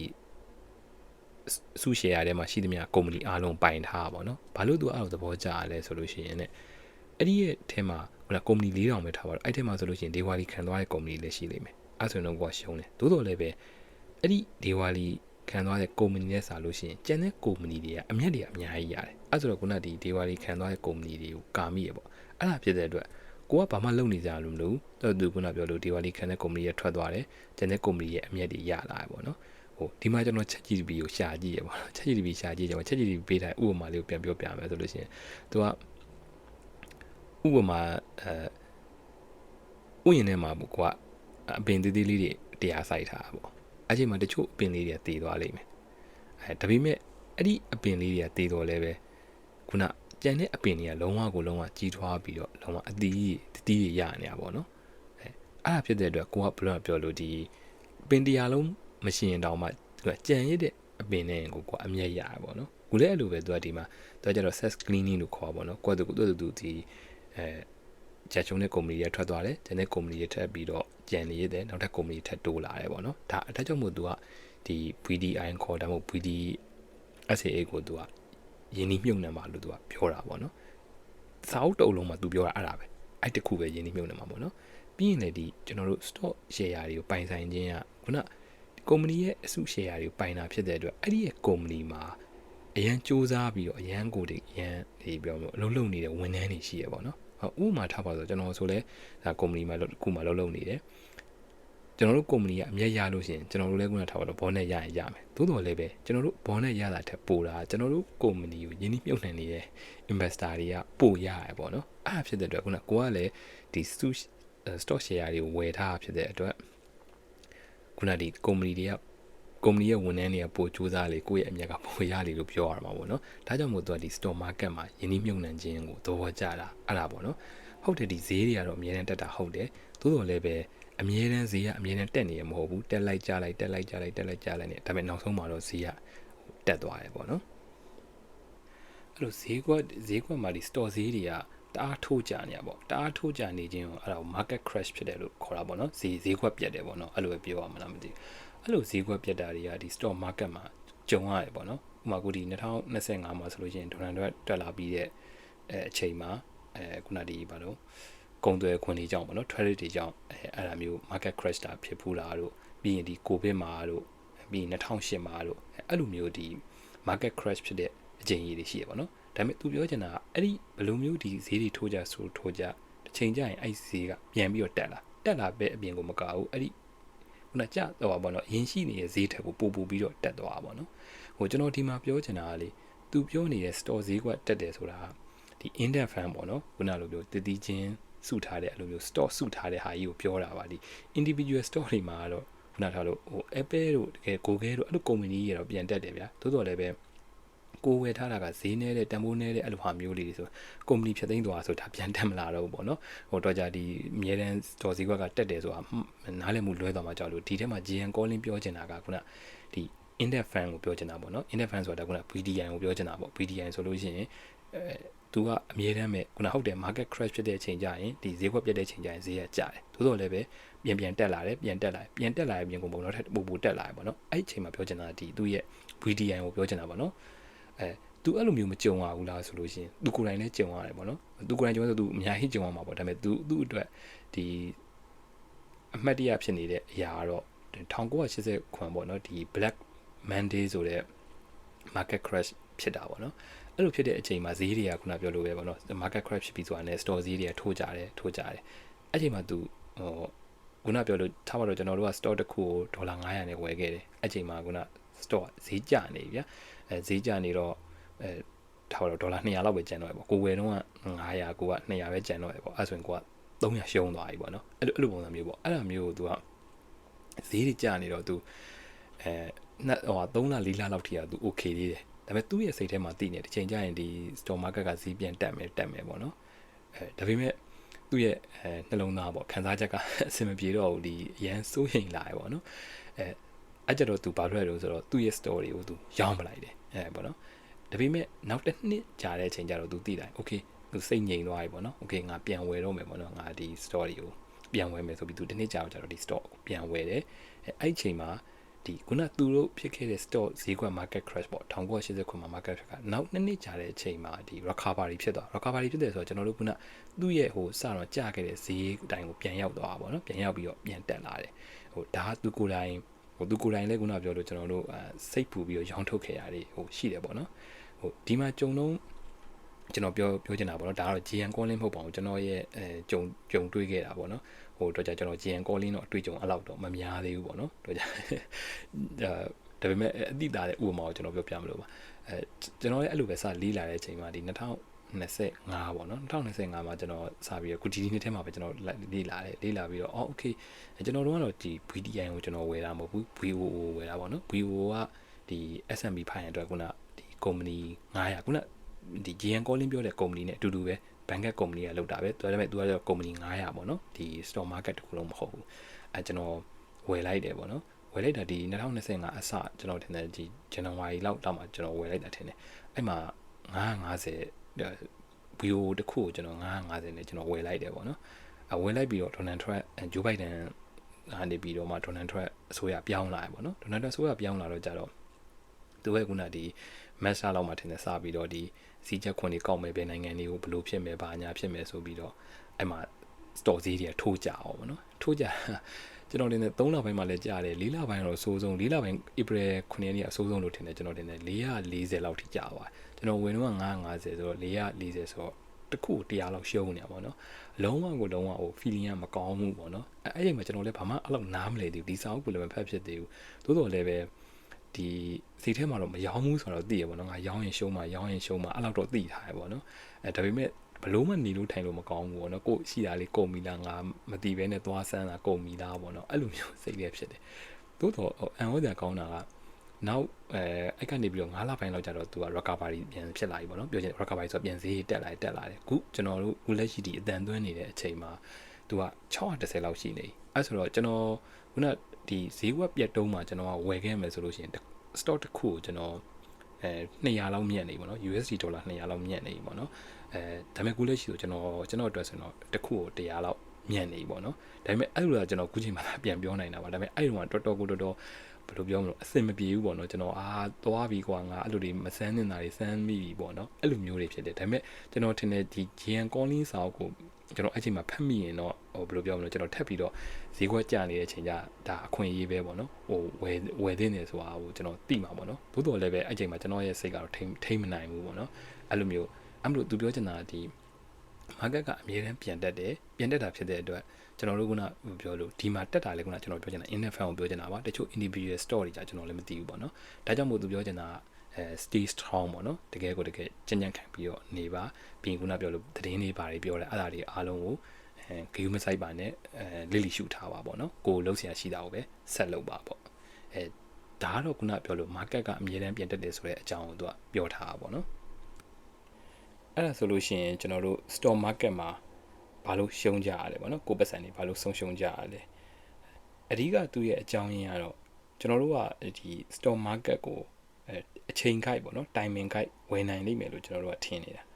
ပုံမှန်အားဖြင့်ဗျာကျွန်တော်တို့ဒါကုန်ပစ္စည်းပဲဖြစ်ဈေးနှိမ်နှုန်းမှာဝယ်မယ်ဈေးတက်ရင်ပြန်ရောင်းမယ်ဒါကျွန်တော်တို့အားလုံးသိရပါတော့ဒါပေမဲ့တကယ်ကျွန်တော်တို့လက်တွေ့မှာလုံးမိနေရကြတော့ခုနဒီ stock market မှာじゃကိုကဈေးတက်တုံးမှာဝယ်လိုက်တယ်ဈေးနေတုံးမှာရောင်းမိသွားတယ်ဘာလို့လဲဆိုတော့ကိုကဈေးတက်တဲ့ချိန်ကိုကဝယ်လိုက်တယ်ဈေးကကျလာပြီထပ်ပြီးတော့ကျသွားလို့ရှင်ကိုကပိုရှုံးသွားမှာအဲ့ဆိုတော့ရောင်းတော့မယ်ဆိုပြီးတော့ထုတ်ရောင်းလိုက်တာပေါ့နော်ကိုကစိုးရင်စိတ်နေပေါ့နော်ဒါကျွန်တော်တို့ခုနပြောလို့ဒါလူတွေရဲ့ psychology ပဲစိတ်နေသဘောထားပဲဗျအဲ့ဆိုတော့တကယ်တမ်းလောက်ကမှာကကျွန်တော်တို့ကဈေးနေတဲ့ချိန်ဝယ်ရမယ်ဈေးမြင့်တဲ့ချိန်မှာရောင်းရမယ်ဒါပေမဲ့ကျွန်တော်တကယ်လက်တွေ့မှာလုံးမိနေကြတာကဈေးမြင့်တဲ့ချိန်မှာဝယ်ပြီးတော့ဈေးနေတဲ့ချိန်မှာရောင်းမိနေတယ်ဒါကြောင့်မို့ဒီအဲ့ချက်တစ်ချက်ကလည်းကျွန်တော်တို့ stock market မှာငွေဆုံးရှုံးစေတဲ့အကြောင်းရင်းတစ်ချက်ပေါ့နော်နောက်တစ်ခုကကြတော့ကျွန်တော်တို့ကနေပြီးတော့ဒီ individual stock ပေါ့နော်ခုန stock တစ်ခုချင်းစီကိုရွေးပြီးတော့ကျွန်တော်တို့ဝယ်နိုင်လိမ့်မယ်လို့ကျွန်တော်တို့ထင်တာပေါ့ဥပမာအနေနဲ့ကိုထားပါတော့ဒီ Apple company ကိုကျွန်တော်တို့ Apple company မှာကြည့်တယ်ဝယ်ထားတယ်ပေါ့နော် store တွေအားလုံးဝယ်ထားတယ်ဒါပေမဲ့ဒါနမူနာပြောတာပါစာအုပ်ထဲမှာတော့မပါဘူးပေါ့နော်အဲ့တော့ Apple company ကဒါပြသိမ်းသွားခဲ့တယ်တခုဖြစ်သွားခဲ့ဆိုလို့ရှိရင်ကျွန်တော်တို့ကအဲ့ထဲမှာပဲယင်းနှိမ့်နှံထားဖြစ်တဲ့အတွက်ကျွန်တော်တို့ရဲ့အစု share တွေကလည်းဆုံးရှုံးသွားမှာပဲပေါ့နော်အဲ့လိုမျိုး तू မလုပ်ခဲ့ဘူးလားဆိုရင်ဒါ GN Calling तू ကိုယ်တိုင်လည်းဒါ2017မှာ तू အဲ့လိုလုပ်ထားရှိရပေါ့နော် तू လည်းဒီindividual stock ပေါ့နော် stock တစ်ခုချင်းစီ तू ဝယ်တယ်ဒါပေမဲ့နှစ်တည်ကြာလာတဲ့အချိန်မှာရေရှည်နှစ်တည်ကြာလာတဲ့အချိန်မှာကျွန်တော်တို့ခုနindex fund ဖြစ်တဲ့ဒီ VDI ပေါ့နော် VDI index fund ပေါ့နော်ခုနဒီ VDSA ခေါ် VDI ကိုအဲ့ဒီရဲ့အတိုးပြန်ရနှုန်းကိုပို့ပြီးတော့ကြော်ဖို့လုပ်ဖို့ဆိုတာတဖြည်းဖြည်းနဲ့မလွယ်လာတော့ဘူးပေါ့နော်တဖြည်းဖြည်းခက်ခဲလာတယ်တနေ့ပြောချင်တာဒီနှစ်မှာဒီလိုမျိုးstock ကိုရွေးလိုက်တာမှန်ပေမဲ့နောက်နှစ်ကျရင်ကိုဝယ်တဲ့ stock ကဈေးကျဖြစ်သွားနိုင်တယ်ဒါမှမဟုတ်လို့ရှိရင်နောက်နှစ်ကျတော့နောက်နှစ်ကျထပ်ပြီးတော့ကျသွားဖြစ်နိုင်တယ်ပေါ့နော်နှစ်တိုင်းဒီလိုမှန်ဖို့ဆိုတာမလွယ်ဘူးပေါ့နော်အဲ့လိုမျိုးမှန်တဲ့လူတွေရှိတယ်အဲ့လိုမျိုးမှန်လို့ချမ်းသာနေတဲ့လူတွေရှိတယ်သူတို့ကဥပမာထားတော့Warren Buffett တို့လိုပုံစံမျိုးပေါ့နော် Warren Buffett တို့ဆိုလို့ရှိရင်တော့ဒါဟုတ်တယ်ကိုက Warren Buffett ဆိုလို့ရှိရင်တော့ဒီလိုမျိုးခုနပြောလို့အချိန်တိုင်းမှန်အောင်ကိုကဘယ်လိုပြောမလို့ရွေးနိုင်တယ်ပေါ့နော်အဲ့လိုမျိုးလုပ်နိုင်တယ်ကိုကသူမဟုတ်ဘူးဆိုလို့ရှိရင်တော့ဒီ index fund ဖြစ်ခုန VDSA ဖြစ်ကျွန်တော်တို့ဒီ VDI မှာပဲဖြစ်ရင်းနှီးမြှုပ်နှံတာတော့အကောင်းဆုံးပေါ့နော်ဒါကြောင့်မလို့ကျွန်တော်တို့ကခုနပြောလို့ဘာလို့ဆုံးရှုံးရလဲနောက်ထပ်တစ်ချက်ကတော့ကျွန်တော်တို့ကဒီ individual stock တွေကိုstock တစ်ခုချင်းစီပေါ့နော်ကိုကရွေးပြီးတော့ဝယ်နိုင်လိမ့်မယ်လို့ထင်ရင်းပေါ့နော်အဲ့အစားသူပြောလို့မျိုးဒီcompany share တွေအလုံးစုထားတယ်ဒီ VDI ကိုဝယ်ဖို့သူကတိုက်တွန်းတာအဲ့ဒါကြောင့်ပေါ့နော်နောက်တစ်ခုကကျတော့ဒီ fan manager တွေကိုကျွန်တော်တို့က fan manager ကောင်းတွေကိုကျွန်တော်တို့ငှားနိုင်လိမ့်မယ်ပေါ့နော်ကျွန်တော်တို့ယုံကြည်တာfan manager ငှားနိုင်တာမဟုတ် sorry အမ fan manager တကယ်ပြောလို့စွမ်းဆောင်ရည်ကောင်းတယ်ပေါ့နော် fan manager တွေကိုကျွန်တော်တို့ငှားနိုင်လိမ့်မယ်လို့ကျွန်တော်တို့ယုံကြည်တာဘယ်လို fan manager ဆိုတာဘာကိုပြောရလဲဆိုလို့ရှိရင်ကျွန်တော်တို့နိုင်ငံမှာတော့ဒါကခုနပြောလို့ stock market ကလည်းအဲ့လိုမထွန်းကားသေးတော့မရှိသေးဘူးပေါ့အခြားနိုင်ငံတွေမှာတော့ခုနပြောလို့ဒီ fan manager တွေရှိရပေါ့နော်သူတို့က ကိုယ့်ရဲ့ငွေကိုဘယ်မှာရင်းနှီးမြှုပ်နှံတဲ့ဘာတွေရင်းနှီးမြှုပ်နှံတယ်သူတို့ကစီမံခန့်ခွဲပေးတဲ့လူတွေပေါ့နော်သူတို့ကိုလည်းဝန်ဆောင်ခတွေပေးရတယ်ဗျာအဲ့မှာဒီမှာ GN ကိုလင်းပြောပြရပါဒါကတော့သူအမေရိကန်မှာပြောပြရပါလေအမေရိကန်မှာကျွန်တော်တို့ရောင်းလို့ဝယ်လို့ရတဲ့ store က4000ကျော်ပဲရှိတယ်အဲ့ချိန်မှာခုနကဒီဖန်မန်နေဂျာဖန်အဲ့လိုကုမ္ပဏီမျိုးပေါ့နော်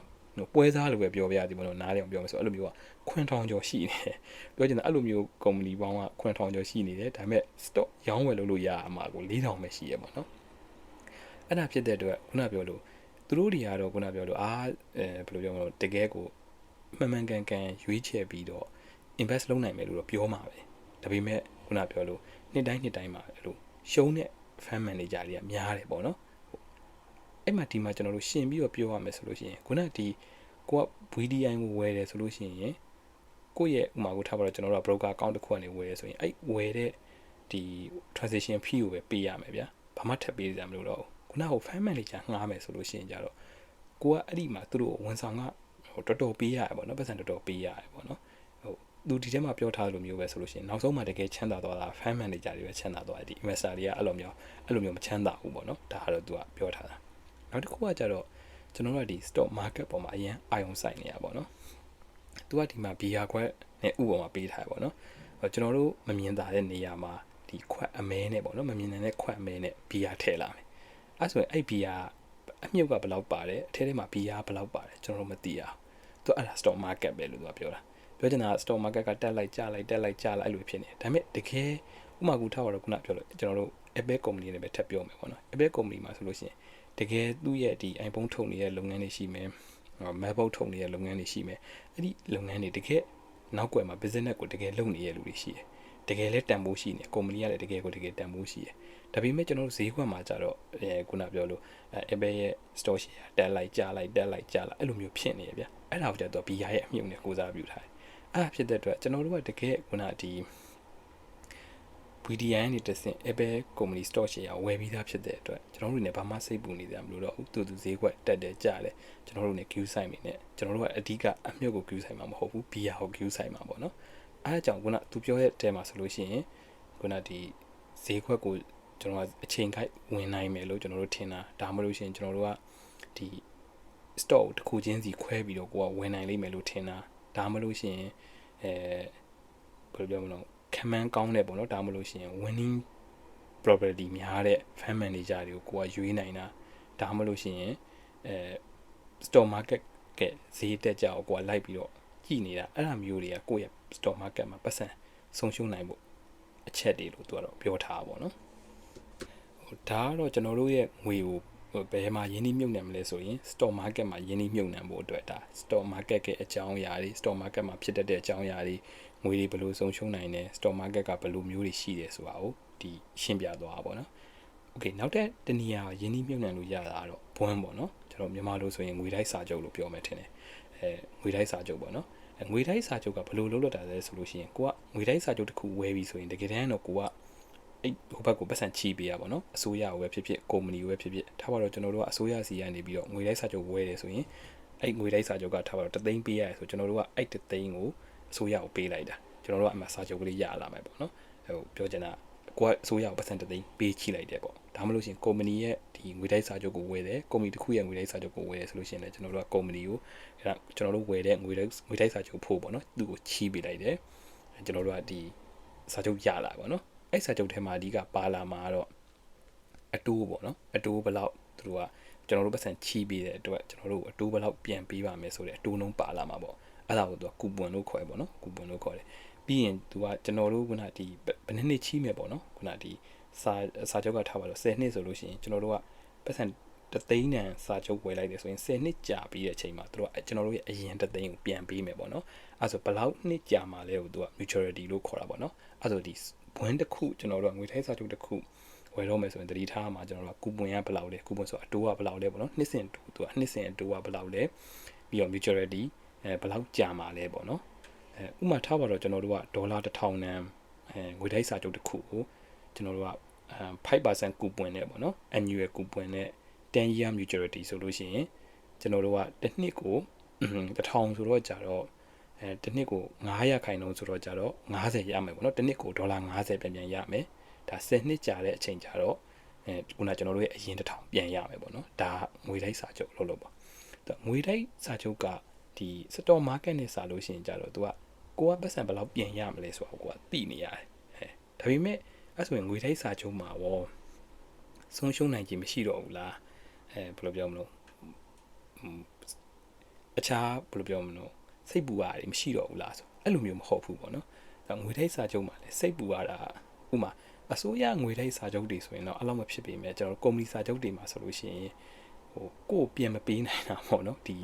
အရင်ပြန်မပေးနိုင်တာငွေခုနငွေကြီးသွားကုမ္ပဏီကနေပြီးပြန်မပေးနိုင်တာတွေရှိနိုင်တယ်ပေါ့နော်ဒါအစိုးရဆိုလဲဒါအဲ့လိုပြောပေမဲ့ဒီအစိုးရမှာလည်းအဲ့လိုဖြစ်ဖူးတာတွေရှိရပေါ့နော်အစိုးရဆိုရင်လည်းဒါပေမဲ့ဒီအမေရိကန်ရဲ့ treasury ဘွန်းလိုဟာမျိုးဆိုရင်တော့ဒါလုံးဝစိတ်ချရတယ်လို့ပြောရမှာပေါ့နော်နောက်တစ်ခုကကြတော့အတိုးနှုံးပေါ့နော်အတိုးနှုံးကဥမာထားပါတော့ကိုကခုနဒေါ်လာ1000ဥပမာနဲ့ပဲပြန်ပြောကြပါစို့ဒေါ်လာ1000ကိုက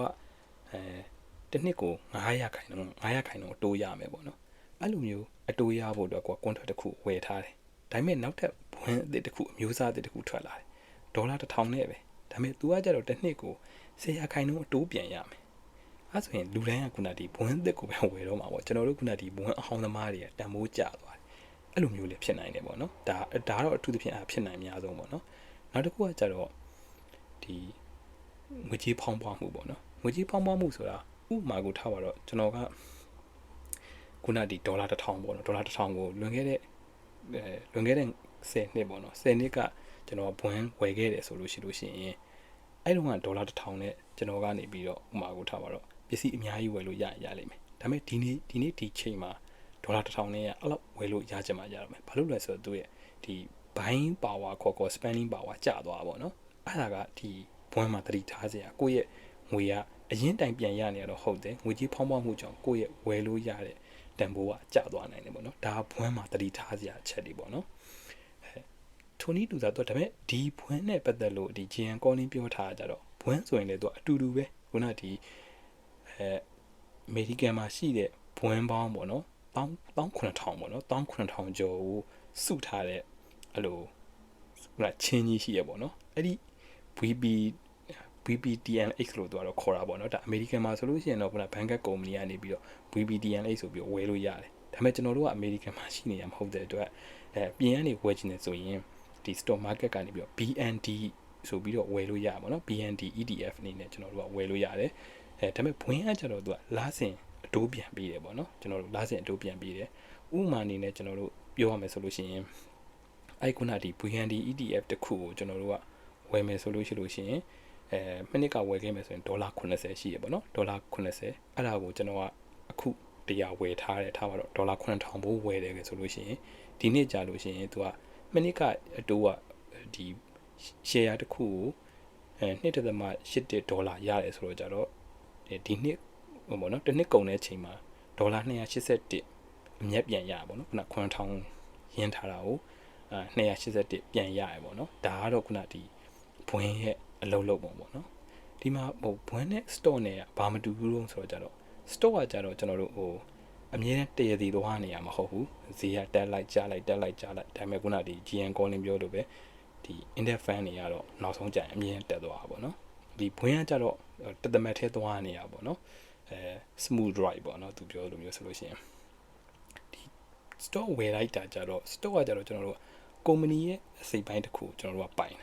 ာပေါ့နော်ဘွန်းကကြတော့အဲ့လိုမဟုတ်ဘူးကိုကသူများကိုပတ်စံပေးချလိုက်တာပြီးတော့ store မှာကြတော့ကျွန်တော်တို့ခုနပြောလို့ကိုကဒီတက်တန်းကုန်သွားဆိုတော့မရှိဘူးပေါ့နော်ကိုကဒီ store ကိုဝယ်ပြီးတော့ခုလက်ထဲမှာကင်ထားသေးရတော့ဒါကိုအပိုင်ပဲပေါ့နော်ဘွန်းကကြတော့အဲ့လိုမဟုတ်ဘူးခုနပြောလို့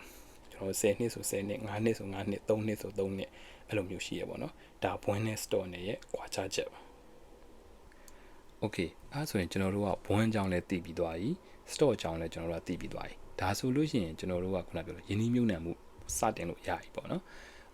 အဲ့မှာကိုကယင်းနှိမ့်မြုပ်နှံမှုလုပ်တော့မယ်ဆိုလို့ရှိရင်စဉ်းစားရမှာကိုကကိုလက်ရှိရဲ့ယင်းနှိမ့်မြုပ်နှံမှုပုံစံ state ကပေါ့နော်အဆင့်ကကိုကဘယ်မှာရှိနေလဲပေါ့နော်ဒါစဉ်းစားရတော့မယ်ဒီမှာ GN calling ကသူကနှစ်ခုခွဲထားရပေါ့နော်ကျွန်တော်တို့ရဲ့ဒီပိုင်ဆိုင်မှုတွေကိုတိုးပွားအောင်လုပ်မဲ့အဆင့်ရယ်ကျွန်တော်တို့ရဲ့ပိုင်ဆိုင်မှုတွေကိုကာကွယ်မဲ့အဆင့်သူကအဲ့အဆင့်တစ်ဆင့်ခွဲထားရပေါ့နော်ကိုကဘယ်အဆင့်မှာရှိနေလဲနောက်တစ်ခုကကြတော့ကိုကဘလောက်risk ယူနိုင်လဲပေါ့နော်ကိုကဘလောက်စွန့်စားရဲလဲ ကိုကဘလောက်ဒီဆုံးရှုံးသွားရင်ဆုံးခံနိုင်လဲပေါ့နော်အဲ့ဒါကိုကိုရဲ့ဆုံးရှုံးခံနိုင်မှု level ကဘလောက်ရှိလဲကိုရဲ့စွန့်စားနိုင်မှု level ကဘလောက်ရှိလဲပေါ့နော်ပြီးရင်ကိုကရေရှည်ရင်းနှီးမြှုပ်နှံမှာလားရေတိုရင်းနှီးမြှုပ်နှံမှာလားကျွန်တော်တို့ကဒါတွေကိုစဉ်းစားရမယ်ပေါ့နော်အဲ့ချိန်မှာခုနကိုရဲ့ရင်းနှီးမြှုပ်နှံမှုကဘယ်အဆင့်မှာရှိနေလဲဆိုတာကကိုရဲ့အသက်နဲ့မဆိုင်ဘူးเนาะပုံမှန်ဆိုကျွန်တော်တို့ဒါကိုကအသက်အရွယ်ဘယ်လောက်ရောက်သွားပြီဒါဆိုလို့ရှိရင်တော့ဘယ်လိုလုပ်သင့်မယ်ဆိုပေမဲ့လေ तू ကဒီထဲမှာကျတော့အသက်အရွယ်နဲ့မဆိုင်ဘူးကျွန်တော်တို့ရဲ့အဆင့်သတ်မှတ်ပုံပါပေါ့နော်အဲ့တော့ तू ကဒီမှာခုနကိုရဲ့ပိုင်ဆိုင်မှုကိုတိုးပွားမယ်အဆင့်အဲ့ဒါကိုတော့ဘယ်လိုသတ်မှတ်ထားအောင်ဆိုရင်ကိုမှဝင်ငွေထက်ရှိနေတယ်ပြောချင်တာကိုကအလုပ်လုပ်နေတယ်ပေါ့ဗျာကိုကအလုပ်လုပ်နေသေးတယ်ကိုရဲ့ရင်းနှီးမြှုပ်နှံမှုတွေကိုပတ်စံနေထက်ပြီးတော့ထဲလို့ရနေတယ်ထဲနိုင်နေသေးတယ်အဲ့လိုမျိုးထဲနိုင်နေတဲ့အခြေအနေကို तू ကဒီတိုးပွားတဲ့အဆင့်ပေါ့နော်ကျွန်တော်တို့ရဲ့ပိုင်ဆိုင်မှုတိုးပွားတဲ့အဆင့်လို့သတ်မှတ်မယ်ကျွန်တော်တို့ကခုနပြောလို့ဝင်ငွေရမရှိတော့ဘူးဒါမှမဟုတ်ဝင်ငွေရရမ်းနည်းလာတာဒါမှမဟုတ်ပင်စင်စားလည်းဖြစ်မှာပေါ့နော်ဒါဆိုရင်ကိုယ့်ရဲ့ပိုင်ဆိုင်မှုကိုကာကွယ်တဲ့အဆင့် तू အဲ့အဆင့်နဲ့ဆင့်ခွဲထားတယ်ဒါမှမဟုတ်ရင်ခုနပြောလို့အလုံးလုံးလိုက်အလုံးခဏနားလိုက်အလုံးပြန်လုံးလိုက်ဒါဆိုလို့ရှိရင်လည်းခုနဒီအဆင့်နဲ့ဆင့်ကိုရောထားလဲဖြစ်ကောင်းဖြစ်နိုင်တယ်ပေါ့နော်အဲ့ဆိုလို့ရှိရင်ကျွန်တော်တို့ကဒီယင်းနှီးမြှုပ်နှံမှုကဘလောက်ကြာနိုင်လဲပေါ့နော်ဒီမှာ तू ပြောချင်တဲ့ယင်းနှီးမြှုပ်နှံမှုကဥမာ तू ကတော့အသက်100ပေါ့နော်အသက်100ကိုကျွန်တော်တို့ကလက်ရှိနေတဲ့အသက်နှုတ်လိုက်ထားပါတော့ကိုကအသက်20အရွယ်မှာဆိုလို့ရှိရင်ယင်းနှီးမြှုပ်နှံမှုလုပ်ဖို့ရင်နှစ်က80လောက်ကျန်သေးရပေါ့နော်တကယ်လို့ကိုကအသက်60ရောက်နေပြီဆိုရင်တောင်မှကိုကကျန်းမာရေးလည်းကောင်းနေရဆိုရင်ဒါနောက်ထပ်နှစ်30လောက်ယင်းနှီးမြှုပ်နှံလို့ရသေးရပေါ့နော်သူပြောချင်တယ်ခုနဒီရေရှည်ယင်းနှီးမြှုပ်နှံမှုဆိုတာအဲ့လောက်ကိုပြောတာပါကျွန်တော်တို့9နှစ်3နှစ်အဲ့လိုပြောချင်ခြင်းမဟုတ်ဘူးပေါ့နော်ဒါကသူကကျွန်တော်တို့ယင်းနှီးမြှုပ်နှံမှုကိုအတွက်စဉ်းစားရတဲ့အခြေအနေပေါ့နော်ခုနဘလို့တွေကိုကဘယ်အခြေအနေမှာရှိလဲပေါ့နော်ဥမာကျွန်တော်အတွက်ဆိုလို့ရှိရင်ဒါဟိုတိုးပွားအောင်လုပ်ရမယ်အစင်ပါကျွန်တော်အလုပ်လုပ်နေသေးတယ်ဖြစ်တဲ့အတွက်ပေါ့နော်အဲ့လိုမျိုးစဉ်းစားရမယ်ပေါ့နော်โอเคအဲ့ဆိုလို့ရှိရင်ကျွန်တော်တို့အဲ့လိုမျိုးစဉ်းစားပြီးသွားလို့ရှိရင်ကျွန်တော်တို့ကဘာနဲ့ယင်းနှီးမြှုပ်နှံမှာလဲဘယ်မှာယင်းနှီးမြှုပ်နှံမှာလဲဘယ်လိုယင်းနှီးမြှုပ်နှံမှာလဲဆိုလို့ရှိရင်ခုနကျွန်တော်တို့ပြောခဲ့တဲ့အပေါ်မှာနှစ်ခုရှိတယ်စတော့ရှိတယ်ကျွန်တော်တို့ဘွင်းရှိတယ်ပေါ့နော်ငွေတိုက်စာချုပ်ရှိတယ်ပေါ့နော်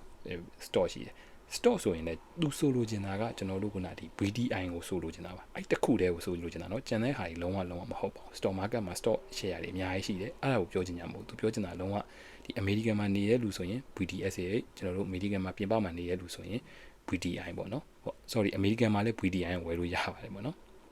ပြီးရင်ငွေတိုက်စာချုပ်ဆိုရင်လည်း BBTNX ကဒါမှမဟုတ်လို့ရှိရင်ကျွန်တော်တို့ကပြင်ပမှာဆိုရင် BND ပေါ့เนาะ BND ကိုကျွန်တော်တို့ကဝယ်မယ်နောက်တစ်ခုကကျတော့ကျွန်တော်တို့လက်ထဲမှာငွေသားကင်ထားမယ်ပေါ့နော်ဒါကတော့ကျွန်တော်တို့အရေးပေါ်သုံးဖို့အတွက်ငွေသားကင်ထားမယ်အဲ့သုံးမျိုးပဲ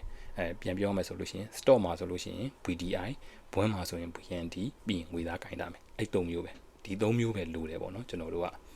okay အဲ့သုံးမျိုးရှိပြီးသွားပြီဆိုလို့ရှိရင်ခုနကျွန်တော်တို့ကတိုးပွားအောင်လုပ်မဲ့အဆင့် okay တိုးပွားအောင်လုပ်မဲ့အဆင့်ဆိုရင်ဘာမှလုပ်ရမလို့သူက BDI ကို100ရာခိုင်နှုန်းဝယ်ပြောချင်တာကကျူထားပါတော့ကျွန်တော်ကလာစာ3သိန်းရလာတယ်တသိန်းရလာတယ်အဲ့ဒါကိုကျွန်တော်9000ပို့တယ်ပေါ့အဲ့9000လုံးတော့ VDI မဲဝယ်နေနောက်လာလဲ9000ရတယ် VDI မဲဝယ်နောက်လာလဲ9000ပြောချင်တာကို financial freedom ထိဟောပါပေါ့ငွေကြေးလွတ်မြောက်မှုမရတဲ့ဒီကိုယ့်ရဲ့ demand ချက်ထိမရောက်မချင်းတော့ VDI ဝယ်ဈေးတကယ်လို့ဈေးကွက်ကကျနေပေါ့ခုနကျွန်တော်ရှေ့မှာပြောခဲ့သလို market crash ပဲပေါ့နော်ဈေးကွက်ပြတ်နေတဲ့အချိန်ဈေးကွက်ပြတ်နေတဲ့အချိန်မှာဆိုလို့ရှိရင်လေဒါကိုဘယ်လိုမျိုး discount ပေးနေရပေါ့နော်ဈေးချနေရလို့မျိုးသဘောထားပြီးတော့ဒါကိုဝယ်ပါပေါ့နော်သူအနေနဲ့ဘာမှဟိုစိတ်လှုပ်ရှားပြီးတော့ရောင်းတာတွေမလုပ်ပါနဲ့ပေါ့နော်သူဒီမှာပြောထားတာကဒါကဒီကိုယ့်ရဲ့ပိုင်ဆိုင်မှုကိုတိုးပွားလုံးမဲ့အဆင့်ပေါ့နော်တိုးပွားအောင်လုံးမဲ့အဆင့်အဲ့ချိန်မှာကျွန်တော်တို့ဒီကိုယ့်ရဲ့ပိုင်ဆိုင်မှုကိုကာကွယ်မဲ့အဆင့်ပေါ့နော်ထားပါတော့ကိုကအသက်တွေကြီးသွားပြီကိုယ့်ရဲ့ဝင်ငွေကနည်းလာပြီပေါ့နော်အလုပ်လည်းမလုပ်တော့ဘူးအဲ့ချိန်မှာကိုက stock market အကြောင်းကိုသိတယ် stock market ကအတက်အကျကိုအဆင်ပြေသေးတယ်ဆိုလို့ရှိရင် तू က stock market မှာပဲထပ်ပြီးတော့ယင်းနှီးမြှုပ်နှံမှာပေါ့နော် stock market ဆိုတော့ခုန VDI ကိုပြောတာပေါ့နော် VDI ကိုထပ်ပြီးတော့ဒီဥစ္စာကိုပဲကိုယ့်လက်ထဲမှာကင်ထားမယ်ပြီးရင်ကိုရသမျှခုနပေါ့နော်ရတဲ့ဝင်ငွေလေးတွေလည်းအဲ့မှာပဲထပ်ပြီးတော့ तू ကယင်းနှီးမြှုပ်နှံမယ်အဲ့ဒီအဆင့်မှာအဲ့လိုမျိုးမဟုတ်ဘဲနဲ့ကိုကအသက်လည်းအရွယ်ရလာပြီပေါ့နော်အဲ့လောက်ဒီလိုအတက်ကြတွေတန်းကိုမကြည့်ချင်ဘူးမသိချင်ဘူးဆိုလို့ရှိရင်ကိုကသူနဲ့ဒါသူ့အမျိုးသမီးလောက်ထားတဲ့ပုံစံလေးပေါ့နော်အဲ့ဒီလောက်ထားတဲ့ပုံစံကသူကဒီ stock market ခုန VDI မှာ85ရာခိုင်နှုန်းဒီ BND မှာ20ရာခိုင်နှုန်းငွေသား9ရာခိုင်နှုန်းသူကကင်ထားရပေါ့နော်ဒါကတော့သူတို့ရဲ့ဒီ portfolio ပေါ့နော်သူတို့ရဲ့ဒီယင်းနှီးမြှုပ်နှံထားမှုတဲ့ပုံစံပေါ့နော်ဒါကတော့ကိုယ့်ရဲ့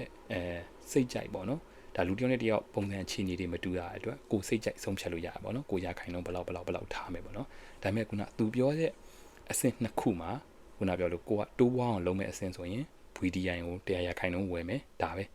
ဲဘာမှဆက်လုပ်နေတာမလို့လာသာရပြီပို့ပြီး VDI ဝယ်ပေါ့နော်တကယ်လို့ကိုကအသက်ကြီးလာပြီဝင်ငွေနည်းလာပြီဆိုလို့ရှိရင်ခုနဒီကာကွယ်တဲ့အဆင့်မှာဆိုလို့ရှိရင်ကိုက stock market ကိုဆက်ပြီးတော့အတက်ကြကိုကိစ္စမရှိဘူးဆိုရင် VDI မဲ့ဆက်ပြီးတော့ဝယ်ထားအဲ့လိုမျိုးမဟုတ်ဘူးဒါသူတို့ရဲ့လင်မယားနှစ်ယောက်ပုံစံပေါ့နော်ဒီ VDI ကို85ရာခိုင်နှုန်းပြီးတော့ဘွင်းကို20ရာခိုင်နှုန်းငွေသား9ရာခိုင်နှုန်းကင်ထားတဲ့ပုံစံပေါ့နော်ဒါကတော့ကျွန်တော်တို့ခုနဘယ်လိုပုံစံမျိုးယင်းနှီးမြှုပ်နှံကြမလဲဆိုတာကိုဘယ်အဆင့်မှာယင်းနှီးမြှုပ်နှံကြမလဲဆိုတာကိုပြောပြထားတာပေါ့နော်โอเคအဲ့ဆိုကျွန်တော်တို့ခုနဒီရှေ့မှာပြောခဲ့တဲ့ယင်းနှီးမြှုပ်နှံမှုပုံစံအဆင့်တွေအတိုင်းကျွန်တော်တို့ကယင်းနှီးမြှုပ်နှံခဲ့ပြီပေါ့နော်တိုးပွားမယ်အဆင့်ဆိုရင်တိုးပွားတဲ့အဆင့်ပုံစံအတိုင်းယင်းနှီးမြှုပ်နှံခဲ့ပြီဒီဘက်ကကိုကကာကွယ်ရမယ့်အဆင့်ဆိုကာကွယ်ရမယ့်အဆင့်ပုံစံတိုင်းယင်းနှီးမြှုပ်နှံသွားအဲ့အချိန်မှာကျွန်တော်တို့အမျက်တွေရပြီပေါ့နော်အမျက်ရတဲ့အချိန်မှာကျွန်တော်တို့ကိုကြိုစောင့်နေတဲ့လူတဦးရှိရပေါ့နော်အဲ့ဒါကတော့မတူတော့ဆိုအစိုးရရဲ့အခွင့်အရေးပေါ့နော်အစိုးရရဲ့အခွင့်အရေးကကျွန်တော်မဖြစ်မနေပေးဆောင်မှာပေါ့နော်အဲ့ဒါဖြစ်တဲ့အတွက်ကျွန်တော်တို့အနေနဲ့အခွင့်ကင်းလို့ခွင့်ရဖို့အတွက်ဆိုလို့ရှိရင်ဒီ retirement account တွေပေါ့နော်ပင်စင်ယူမဲ့ account တွေကိုသုံးစေခြင်းနဲ့ပေါ့နော်သုံးဖို့အတွက်လည်းသူကတိုက်တွန်းထားတယ်ဘာလို့လဲဆိုတော့အဲ့ဒါကကျွန်တော်တို့အခွင့်ကိုကင်းလို့ခွင့်ရတာလည်းဖြစ်နိုင်တယ်ဒါမှမဟုတ်ရှင်အခွင့်ကိုရွှေဆိုင်ထားလည်းဖြစ်နိုင်တယ်ပေါ့နော်ရွှေဆိုင်ထားလို့ပြောချင်တာပါမပေးရဘူးမဟုတ်နောင်ကြရင်ပေးရမှာပေါ့နော်ဥပမာလေအမေရိကန်မှာဆိုလို့ရှိရင်ဒါ IRA တို့ Roth IRA တို့ 401k တို့အဲ့ account တွေရှိရပေါ့နော်တချို့ 401k တို့ account တွေကကျွန်တော်နားလေတော့ကွာဒီ company က HR တွေကဖွင့်ပေးရပါတော့HR လို့ပြောကြတာပေါ့ကြာအဲ့ company နဲ့ချိန်ပြီးတော့ဖွင့်ရပါတော့ဒီ IRA တို့ Roth IRA တို့ကကြတော့ကိုယ့်တကူဖွင့်လို့ရပါတော့သူတို့က retirement account ဖြစ်တဲ့အတွက်အဲ့ကွက်ရင်းနှီးမြှုပ်နှံနေအဲ့ထဲမှာခုနအဲ့ထဲမှာထားပါတော့ကျွန်တော်ကဒီ IRA account ဖွင့်တယ်ဒါမှမဟုတ် Roth IRA account ဖွင့်ပြီးတော့ကျွန်တော်တို့ကခုနဒီVDSA ဝယ်တယ်ပေါ့နော် stock ဝယ်လိုက်တယ်ဝယ်ပြီးတော့အဲ့ထဲရတဲ့အမြတ်တွေကဒီ IRA account ဆိုရင်သူကကြတော့အခွင့်ကိုခဏရွှေဆိုင်ပေးထားတာနောင်ကိုထုတ်မှအခွင့်ပြန်ဆောင်အောင်ပေါ့နော် Roth IRA ရဲ့အဲ့လိုမဟုတ်အခွင့်ကန်းလွတ်ခွင့်ရတယ်လို့သိတယ်ပေါ့နော်ဒါပေမဲ့တခုသူတို့မှာအားနည်းချက်ရှိတာကကိုကအသက်ကြီးမှပင်စင်ယူမှပြန်ထုတ်လို့ရပါဘောနော်ခုလက်ရှိအသက်ဆိုလို့ရှိရင်ကျွန်တော်ထင်တယ်59နှစ်ကျော်နှစ်60ပေါ့နော်အဲ့ကြားထဲမှာကိုကပြန်ထုတ်လို့ရတယ်မဟုတ်ဘူးအဲ့ရှေ့မှာထုတ်ချင်တယ်ဆိုရင်ကိုကဒီ penalty fee ပေးရပါဘောနော်ပြီးရင်လည်းအခွင့်လည်းပေးရတယ်ထင်တယ်ဒါပေမဲ့သူတို့မှာလည်းနောက်ထပ်မကောင်းတယ်လို့ပြောမှာမဟုတ်ဘူးနော်သူတို့မှာ limit ရှိရပါဘောအကန့်အသတ်ရှိတာကကို့မှာကပတ်စံရှိတိုင်းအဲ့ဆို retirement account ထဲမှာဒီပင်စင်ယူမဲ့ account ထဲမှာအကုန်ဝယ်မယ်ကွာအဲ့လိုလည်းမရဘူးပေါ့နော်သူတို့မှာကန့်သက်ချက်ရှိရပါတော့ဂျပန်မှာဆိုလို့ရှိရင်ကြတော့ ideco တို့ဒီရှင်းနီစာတို့ရှိရပေါ့နော်ဒီ ideco ကကြတော့ခုန American ရဲ့ဒီ 401k နဲ့နည်းနည်းလေးစင်တယ်ပြောပါပေါ့နော်ဒါပေမဲ့ဒီမတူတာကြတော့ဒီဂျပန်မှာ ideco ကကွက်တကိုဖွင့်လို့ရရပေါ့နော်ဒါပေမဲ့သူလည်းနှစ်အသက်60ကျော်ပြီးမှတော့ကြလေထုတ်လို့ရရပေါ့နော်ဒီရှင်းနီစာကတော့အဲ့လိုမျိုးမဟုတ်ဘူးရှင်းနီစာကကြတော့ကျွန်တော်တို့ဝယ်အဲ့ရှင်းနီစာအကောင့်နဲ့ကျွန်တော်တို့stock share တွေဝယ်လို့ရတယ်ရပြီးအဲ့ဒီကရတဲ့အမြတ်ကအခွန်ပေးစရာမလိုတော့ဘူးပေါ့နော်သို့တော်လည်းပဲသူ့မှာလည်းခုနပြောလို့ဘယ်လောက်ထိပဲဝယ်လို့ရတယ်ဆိုတဲ့ limit တွေရှိရပေါ့နော်ဘာပဲဖြစ်ကျွန်တော်တို့ကရေရှည်ရင်းနှီးမြှုပ်နှံမှာဖြစ်တဲ့အတွက်ဒီအခွန်မပေးရတဲ့အကောင့်တွေဒါမှမဟုတ်အခွန်ရွှေဆိုင်ထားတဲ့အကောင့်တွေကိုသုံးပြီးတော့ကျွန်တော်တို့ပထမဆုံးရင်းနှီးမြှုပ်နှံမှုလုပ်တင်တယ်ပေါ့နော်ပြီးမှကျွန်တော်တို့အားတွေကသူ့ရဲ့ကန့်သက်ချက် limit တွေပြည့်သွားပြီပေါ့နော်ထားပါတော့350ပဲရင်းနှီးမြှုပ်နှံလို့ရမယ်ဆို350လုံးရင်းနှီးမြှုပ်နှံပြီးသွားပြီဆိုတော့ကြာမှာကျွန်တော်တို့ရိုးဒီအခွန်ပေးရမယ့်အကောင့်တွေပေါ့နော်အခွန်ပေးရမယ့်အကောင့်ဆိုတာရိုးအကောင့်တွေအခွန်ပေးရမှာပဲပေါ့နော်ခုနအကောင့်တွေနဲ့ချိန်မထားဘူးဆိုလို့ရှိရင်အဲ့ဒီအကောင့်တွေနဲ့ရင်းနှီးမြှုပ်နှံနေတယ်ပေါ့နော်ဒါကလည်းဒီအခွန်နဲ့ပတ်သက်ပြီးတော့အထက်စဉ်းစားစရာပေါ့နော်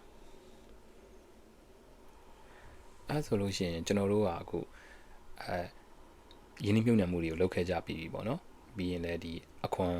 ်ကင်းလွန်ခွန်အကောင့်တွေနဲ့ရောပြီးသားမဟုတ်လို့ရှိရင်ကျွန်တော်တို့အခွန်ရွှေဆိုင်မဲ့အကောင့်တွေနဲ့ရောကျွန်တော်တို့ရင်းနှီးမြှုပ်နှံမှုလုပ်ခဲ့ပြီးသွားပြီပေါ့ရင်းနှီးမြှုပ်နှံမှုလုပ်ခဲ့ပြီးတော့ကျွန်တော်တို့လိုချင်တဲ့ financial independent ငွေကြေးလွတ်မြောက်မှုကိုရောက်သွားပြီကွာ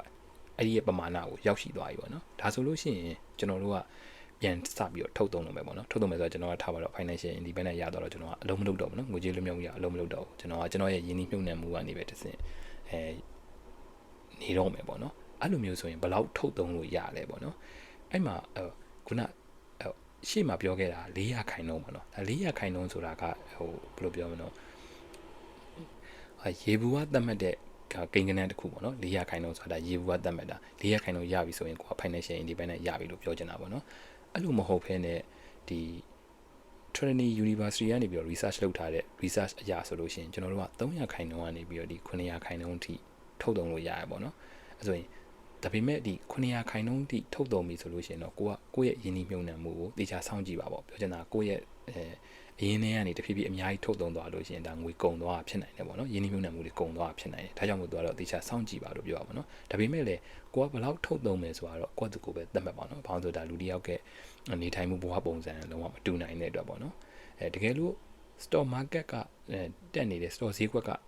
တက်နေတယ်ဆိုလို့ရှိရင်အဲ့နှစ်မှာပိုသုံးမှာပေါ့တကယ်လို့ stock market ကကျနေရဆိုလို့ရှိရင်တော့နည်းနည်းလေးပဲသုံးမှာပေါ့နော်ဒါကတော့သူပြောထားပေါ့ဟုတ် financial independent ငွေကြေးလွတ်မြောက်မှုရပြီးသွားတဲ့အချိန်ပြောတာနော် stock market အတက်ကြဒါမဲ့သူ့အတွက်ကတော့သူဒီမှာသူ့ရဲ့ဘဝအတွက်သူသုံးထားတဲ့ဟာကိုပြောပြရပေါ့နော်သူသမီးကျောင်းတက်တုန်းကဆိုလို့ရှိရင်သူက900ခိုင်နှုန်းထုတ်သုံးတယ်ပေါ့နော်ဒါပေမဲ့သူသမီးလည်းကျောင်းပြီးသွားပြီပြီးတော့သူတို့လည်းအခုအငိမ့်သားယူပြီးတာဖြစ်တဲ့အတွက်သူတို့ကတော့400ခိုင်နှုန်းထက်နည်းပြီးတော့သူထုတ်သုံးနေတယ်လို့တော့ဒီထဲမှာပြောထားရပေါ့နော်ဒါကတော့ဒီငွေကြေးလွတ်မြောက်မှုရပြီးသွားလို့ရှိရင်ကိုကဘလောက်ကိုယ့်ရဲ့ယင်းနှိမ့်မြုပ်နှံမှုကနေထုတ်သုံးကြမလို့ဆိုတာကိုပြောပြထားဖြစ်ပါတယ်အဲ့ဆိုလို့ရှိရင်စာအုပ်တစ်အုပ်လုံးမှာ GN Colin ပြောချင်တာဒါပါပဲပေါ့နော်လုံးဝပြီးသွားပြီပေါ့နော်အားလုံးကိုအချင်းချုပ်ပြီးတော့ထပ်ပြန်ပြောရမယ်ဆိုလို့ရှိရင်ကျွန်တော်တို့ဝင်နာထပ်ပို့ပြီးတော့ကျွန်တော်တို့ရဲ့ဝင်ငွေထပ်ပို့ပြီးတော့မသုံးနဲ့ပေါ့နော်ပတ်စံတစ်ခုခုသုံးတော့မယ်ဆိုလဲကျွန်တော်တို့ဒီသုံးလိုက်တဲ့ပတ်စံကုံသွားရဲ့ပတ်စံပေါ့နော်ကုံသွားရဲ့ပတ်စံနေပြီးတော့ရလာနိုင်တဲ့ opportunity cost တွေပေါ့နော်တိုးပွားနိုင်တဲ့အခွင့်အလမ်းတွေကိုထည့်ပြီးတော့စဉ်းစားဖို့လိုတယ်ပေါ့နော်အဲ့လိုစဉ်းစားပြီးမှသုံးစေခြင်းနဲ့ကိုယ့်ဘဝအတွက်ဒါတကယ်အရေးကြီးနေရလားနောက်တစ်ခုကတော့ခုနအကျွေးပေါ့နော်အကျွေးဆိုရင်လုံးဝရှောင်ရှားမယ်အကျွေးရှိနေရဆိုလို့ရှိရင်လည်းအမြန်ပြန်ဆက်နိုင်ဖို့ဟာကြိုးစားမယ်ပေါ့နော်ပြီးရင်ပိုတာကိုရင်းနှီးမြှုပ်နှံမယ်ပိုတာကိုဘယ်လိုရင်းနှီးမြှုပ်နှံမယ်ဆိုလို့ရှိရင်ကိုကဘယ်အခြေအနေမှာရှိနေရလဲဟိုမှာကိုကတိုးပွားရမယ်လုပ်ရမယ်အဆင့်ဆိုလို့ရှိရင်stock market မှာ stock market က VTI ပေါ့နော်ဒါမှမဟုတ်ရှင် American မှာရှိနေရဆိုရင် VTSA ဒါမှမဟုတ်ရှင်ကျွန်တော်တို့ American ရဲ့ပြင်ပမှာဆို VTI တစ်ခုတည်းပဲကျွန်တော်တို့ဝယ်မယ်ဒါပဲသက်သက်ရင်းနှီးမြှုပ်နှံသွားမယ်ပေါ့နော်အဲ့လိုမျိုးမဟုတ်ဘူးကိုကကာကွယ်တဲ့အဆင့်ပေါ့နော်ကိုကအလုံးလည်းမလုပ်တော့ဘူးငွေရဝင်ငွေနည်းနေရကာကွယ်တဲ့အဆင့်မှာဆိုလို့ရှိရင်သူ့ရဲ့ပုံစံအတိုင်းဆိုလို့ရှိရင်ကျွန်တော်တို့က VTI 85ရာခိုင်နှုန်းဝယ်မယ်ငွေထိုက်စာချုပ်20ရာခိုင်နှုန်းပေါ့နော်ဝယ်မယ်ငွေသား9ရာခိုင်နှုန်းထားမယ်ပြီးရင်ခုနဒီအခွန်နဲ့ပတ်သက်ပြီးတော့ကင်းလို့ခွင့်ရတဲ့အကောင့်တွေဒါမှမဟုတ်ရွှေဆိုင်တဲ့အကောင့်တွေသုံးပြီးတော့သုံးမယ်အဲ့ဒီပြောရင်းနှီးမြှုပ်နှံမှုရင်းနှီးမြှုပ်နှံမှုပေါ့နော်ဒီ financial independent ငွေကြေးလွတ်မြောက်မှုရလာရင်ခုန300ခိုင်နှုန်းကနေ900ခိုင်နှုန်းကြာထုတ်သုံးမယ်ဒါစာအုပ်တစ်အုပ်လုံးမှာသူအနှစ်ချုပ်ပြီးပြောချင်တာဒါပေါ့နော်ဒီရဲ့နောက်ပိုင်းမှာတော့သူကသူ့ရဲ့ကလေးအတွက်ပေါ့နော်သူ့ရဲ့ကလေးကိုသူ့သမီးလေးကိုသူဘယ်လိုပြောခဲ့လဲပေါ့နော်သူ့သမီး10နှစ်အရွယ်တုန်းကဘယ်လိုမျိုးပြောပြခဲ့လဲအဲ့ဒါကိုသူကပြောပြမှာဖြစ်ပါတယ်ဒါမှမဟုတ်ဆိုလို့ရှိရင်လည်းကျွန်တော်တို့အတွက်ခုနထားပါတော့10ကျော်သက်အရွယ်မဟုတ်တော့ဘူးပေါ့နော်10ကျော်သက်အရွယ်မဟုတ်တော့ဘူးဆိုလို့ရှိရင်ကျွန်တော်တို့ရဲ့10နှစ် plan လို့သဘောထားပြီးသူ့အနေနဲ့ဒါကိုသတ်မှတ်သိချင်တယ်ပေါ့နော်ပထမဆုံးချက်ကတော့ကျွန်တော်တို့အကျွေးလုံးဝမရှိအောင်နေပါဒါသူ့ရဲ့သမီးလေးကိုသူပြောခဲ့တဲ့အချက်ပေါ့နော်နောက်တစ်ခုကတော့ဒီငွေကြီးနဲ့ပတ်သက်ပြီးတော့တာဝန်မယူနိုင်တဲ့သူတွေရှိရင်ရှောင်ပါတေချာပေါက်အဲ့လူကိုလက်မထက်ပါနဲ့ပေါ့နော်လက်မထက်နဲ့အဲ့ဒါတော့ဒါ GN Colin ပြောထားတာပေါ့နော်ဟိုတမက်လည်းအဲ့လိုရွေးမယ်ထင်ပါတယ်စတာပါအဲ့ဆိုတော့သူကငွေကြီးတာဝန်မယူနိုင်တဲ့သူတွေရှိရင်ရှောင်ရှားပါအဲ့တေချာပေါက်အဲ့လူကိုလက်မထက်ပါနဲ့ပေါ့နော်ဒါသူသမီးကိုပြောခဲ့တာပေါ့ပြီးရင်ဒါကိုက10ကျော်သက်ဖြစ်တဲ့အတွက်နောက်ထပ်10စုနှစ်တစ်ခုလောက်ပေါ့နော်ဒါ10နှစ်ကြာအထိကိုယ့်ရဲ့ဒီအသက်မွေးဝမ်းကြောင်းကိုစူးစမ်းပြီးတော့တကယ်ကိုစူးစမ်းပန်းစားနဲ့တိဆောက်ပါကိုယ့်နာမည်ကိုတိဆောက်ပါဒါပေမဲ့ဒီရုံးမှာဘယ်လိုပြောမလို့ဒီတိုးတက်မှုမရှိတဲ့အလုပ်မှာဇက်တိုက်စူးစမ်းပြီးလုပ်ပါလို့ပြောချင်တာမဟုတ်ဘူးပေါ့နော်ကျွန်တော်တို့ရဲ့ဒီအသက်မွေးဝမ်းကြောင်းကကြိုက်တဲ့လောက်ဟိုပြောမလို့ကြီးပွားသွားနိုင်တယ်တိုးပွားသွားနိုင်တာဖြစ်တဲ့အတွက်သူကတော့စူးစမ်းပါတိုးပွားအောင်လုပ်ပါပေါ့နော်ကိုယ့်ရဲ့အသက်မွေးဝမ်းကြောင်းနဲ့ပတ်သက်ပြီးတော့ပေါ့နော်အလုပ်ကိုလည်းစူးစမ်းလုပ်ပါပေါ့နော်နောက်ပြီးတော့ကျတော့သူကကိုယ့်ရဲ့ဝင်ငွေထပ်ပို့ပြီးတော့ကိုကသုံးမိနေလားတကယ်လို့သုံးမိနေရဆိုလို့ရှိရင်လည်းshort ပြီးတော့သုံးပါတက်နိုင်တော့ကိုယ့်ရဲ့ဝင်ငွေထပ်ပို့ပြီးတော့မသုံးမိစေနဲ့ပေါ့နော်နောက်ပြီးတော့ကျတော့ခုနပြောလို့အခွင့်နဲ့ပတ်သက်ပြီးတော့ကင်းလို့ခွင့်ရတဲ့အကောင့်တွေဒါမှမဟုတ်ရင်အခွင့်နဲ့ပတ်သက်ပြီးရွှေဆိုင်လို့ရတဲ့အကောင့်တွေကိုသုံးပြီးတော့ရင်းနှီးမြှုပ်နှံမှာပေါ့နော်အဲ့လိုမျိုးလုပ်သွားမယ်ဆိုလို့ရှိရင်မင်းကနောင်10နှစ်လောက်ကြာတဲ့အချိန်မှာခုနရင်းနှီးမြှုပ်နှံမှုရင်းနှီးမြှုပ်နှံမှုမဟုတ်ပေါ့နော် financial independent ငွေကြေးလွတ်မြောက်မှုလမ်းပေါ်မှာမင်းရောက်နေလိမ့်မယ်ဒါမှမဟုတ်မင်းရနေလိမ့်မယ်ပေါ့နော်ပြီးရင်ကိုယ့်ရဲ့ဝင်ငွေရဲ့90ရာခိုင်နှုန်းကိုရင်းနှီးမြှုပ်နှံမှာပေါ့နော် တကယ်လို့90ရာခိုင်နှုန်းတပို့ပြီးတော့ယင်းနှိမ့်ညွှန်နိုင်လေကိုကငွေကြေးလွတ်မြောက်မှုကိုပိုနီးလေတကယ်လို့ကိုကနည်းနည်းလေးပဲစုပြီးတော့ယင်းနှိမ့်ညွှန်နိုင်လေကြာလေအချိန်ကြာလေးပေါ့နော်အဲ့ချိန်မှာကျွန်တော်တို့ကကန်ကောင်းပြီးတော့ stock market ကအရန်တက်တဲ့အချိန်ပေါ့နော်ကျွန်တော်တို့ယင်းနှိမ့်ညွှန်ထားပြီးတော့ stock market ကအရန်တက်တဲ့အချိန်ဆိုလို့ရှိရင်ငွေကြေးလွတ်မြောက်မှုအမြန်ရမယ်မဟုတ်ဘူး stock market ကကျွန်တော်တို့ ਨੇ ကံမကောင်းဘူးပေါ့နော်အဲ့လိုဆိုရင်တော့အချိန်ကြာမယ်ပေါ့နော်တကယ်လို့ကိုယ့်ရဲ့ဥစ္စာတွေကိုတိုးပွားအောင်လုပ်တဲ့အဆင့်မှာဆိုလို့ရှိရင်တကယ်လို့ stock market ကဈေးကျလာခဲ့တယ် stock market credit ကြုံနေဆိုလို့ရှိရင်ပေချာပေါက်အဲ့ဒါတွေကိုတိုးပြီးတော့ဝယ်ပါပေါ့နော်အားနဲ့ပတ်သက်ပြီးတော့ကိုကပျော်ရွှင်မှုကို celebrate လုပ်ပါပေါ့နော်အဲ့ဒီရဲ့ဥစ္စာအတွက်ပြီးလို့ရှိရင်400ခိုင်နှုန်းဒါမှမဟုတ်ရှင်ကျွန်တော်တို့ရဲ့ဝင်ငွေရဲ့sorry ကျွန်တော်တို့ရဲ့နှစ်စဉ်သုံးတဲ့ဥစ္စာရဲ့25ဆကိုကရှိနေပြီကိုမှအဲ့လောက်ထိပိုင်ဆိုင်လာပြီဆိုလို့ရှိရင်သေချာပေါက်ကိုကဒီငွေကြေးလွတ်မြောက်မှုရရှိသွားပြီပေါ့နော်ဥမာထားပါတော့ဒါအမေရိကန်ဒေါ်လာနဲ့ပြောရမယ်ဆိုလို့ရှိရင်ဒေါ်လာ6000ပေါ့နော်တစ်နှစ်ကိုဒေါ်လာ6000ကုန်နေဆိုရင်မင်းကဒေါ်လာ1.5တန်းပေါ့နော်1.5တန်းရှိပြီဆိုရင်မင်းက financial independent ငွေကြေးလွတ်မြောက်မှုရသွားပြီပေါ့နော်တကယ်လို့ကိုကအဲ့လိုမဟုတ်ဘူး Michael Tyson လိုမျိုးပေါ့နော်တစ်လကိုဒေါ်လာ4သိန်းလောက်သုံးတယ်တစ်နှစ်ကိုဒေါ်လာ4.8 မီလီယံလောက်ကုန်နေဆိုလို့ရှိရင်မင်းရဲ့ငွေကြေးလွတ်မြောက်မှုရဖို့အတွက်ကဒေါ်လာတန်း120လိုအပ်နေမယ်ပေါ့နော်ဒါကြောင့်မလို့ခုနပြောလို့ဒီ financial independent ရဖို့အတွက်ဆိုကိုယ့်ရဲ့ဘဝနေထိုင်မှုပုံစံနဲ့ဆက်ဆက်နေရပေါ့နော် okay အဲ့ဆိုရင် financial independent ငွေကြေးလွတ်မြောက်မှုရသွားပြီဆိုလို့ရှိရင်ကိုယ့်ရဲ့ခုနအသက်မွေးဝမ်းကြောင်းကိုဆက်ပြီးတော့လှုပ်ချင်သေးလားကိုယ့်ရဲ့အလုပ်ကိုဆက်လှုပ်ချင်သေးလားဒါမှမဟုတ်လို့ရှိရင်နောက်ထပ်အသက်မွေးဝမ်းကြောင်းတစ်ခုကိုဆက်ပြီးတော့စူးစမ်းချင်သေးလားဒါကတော့ကိုယ့်အတူကိုဆုံးဖြတ်လို့ရသွားပြီပေါ့နော်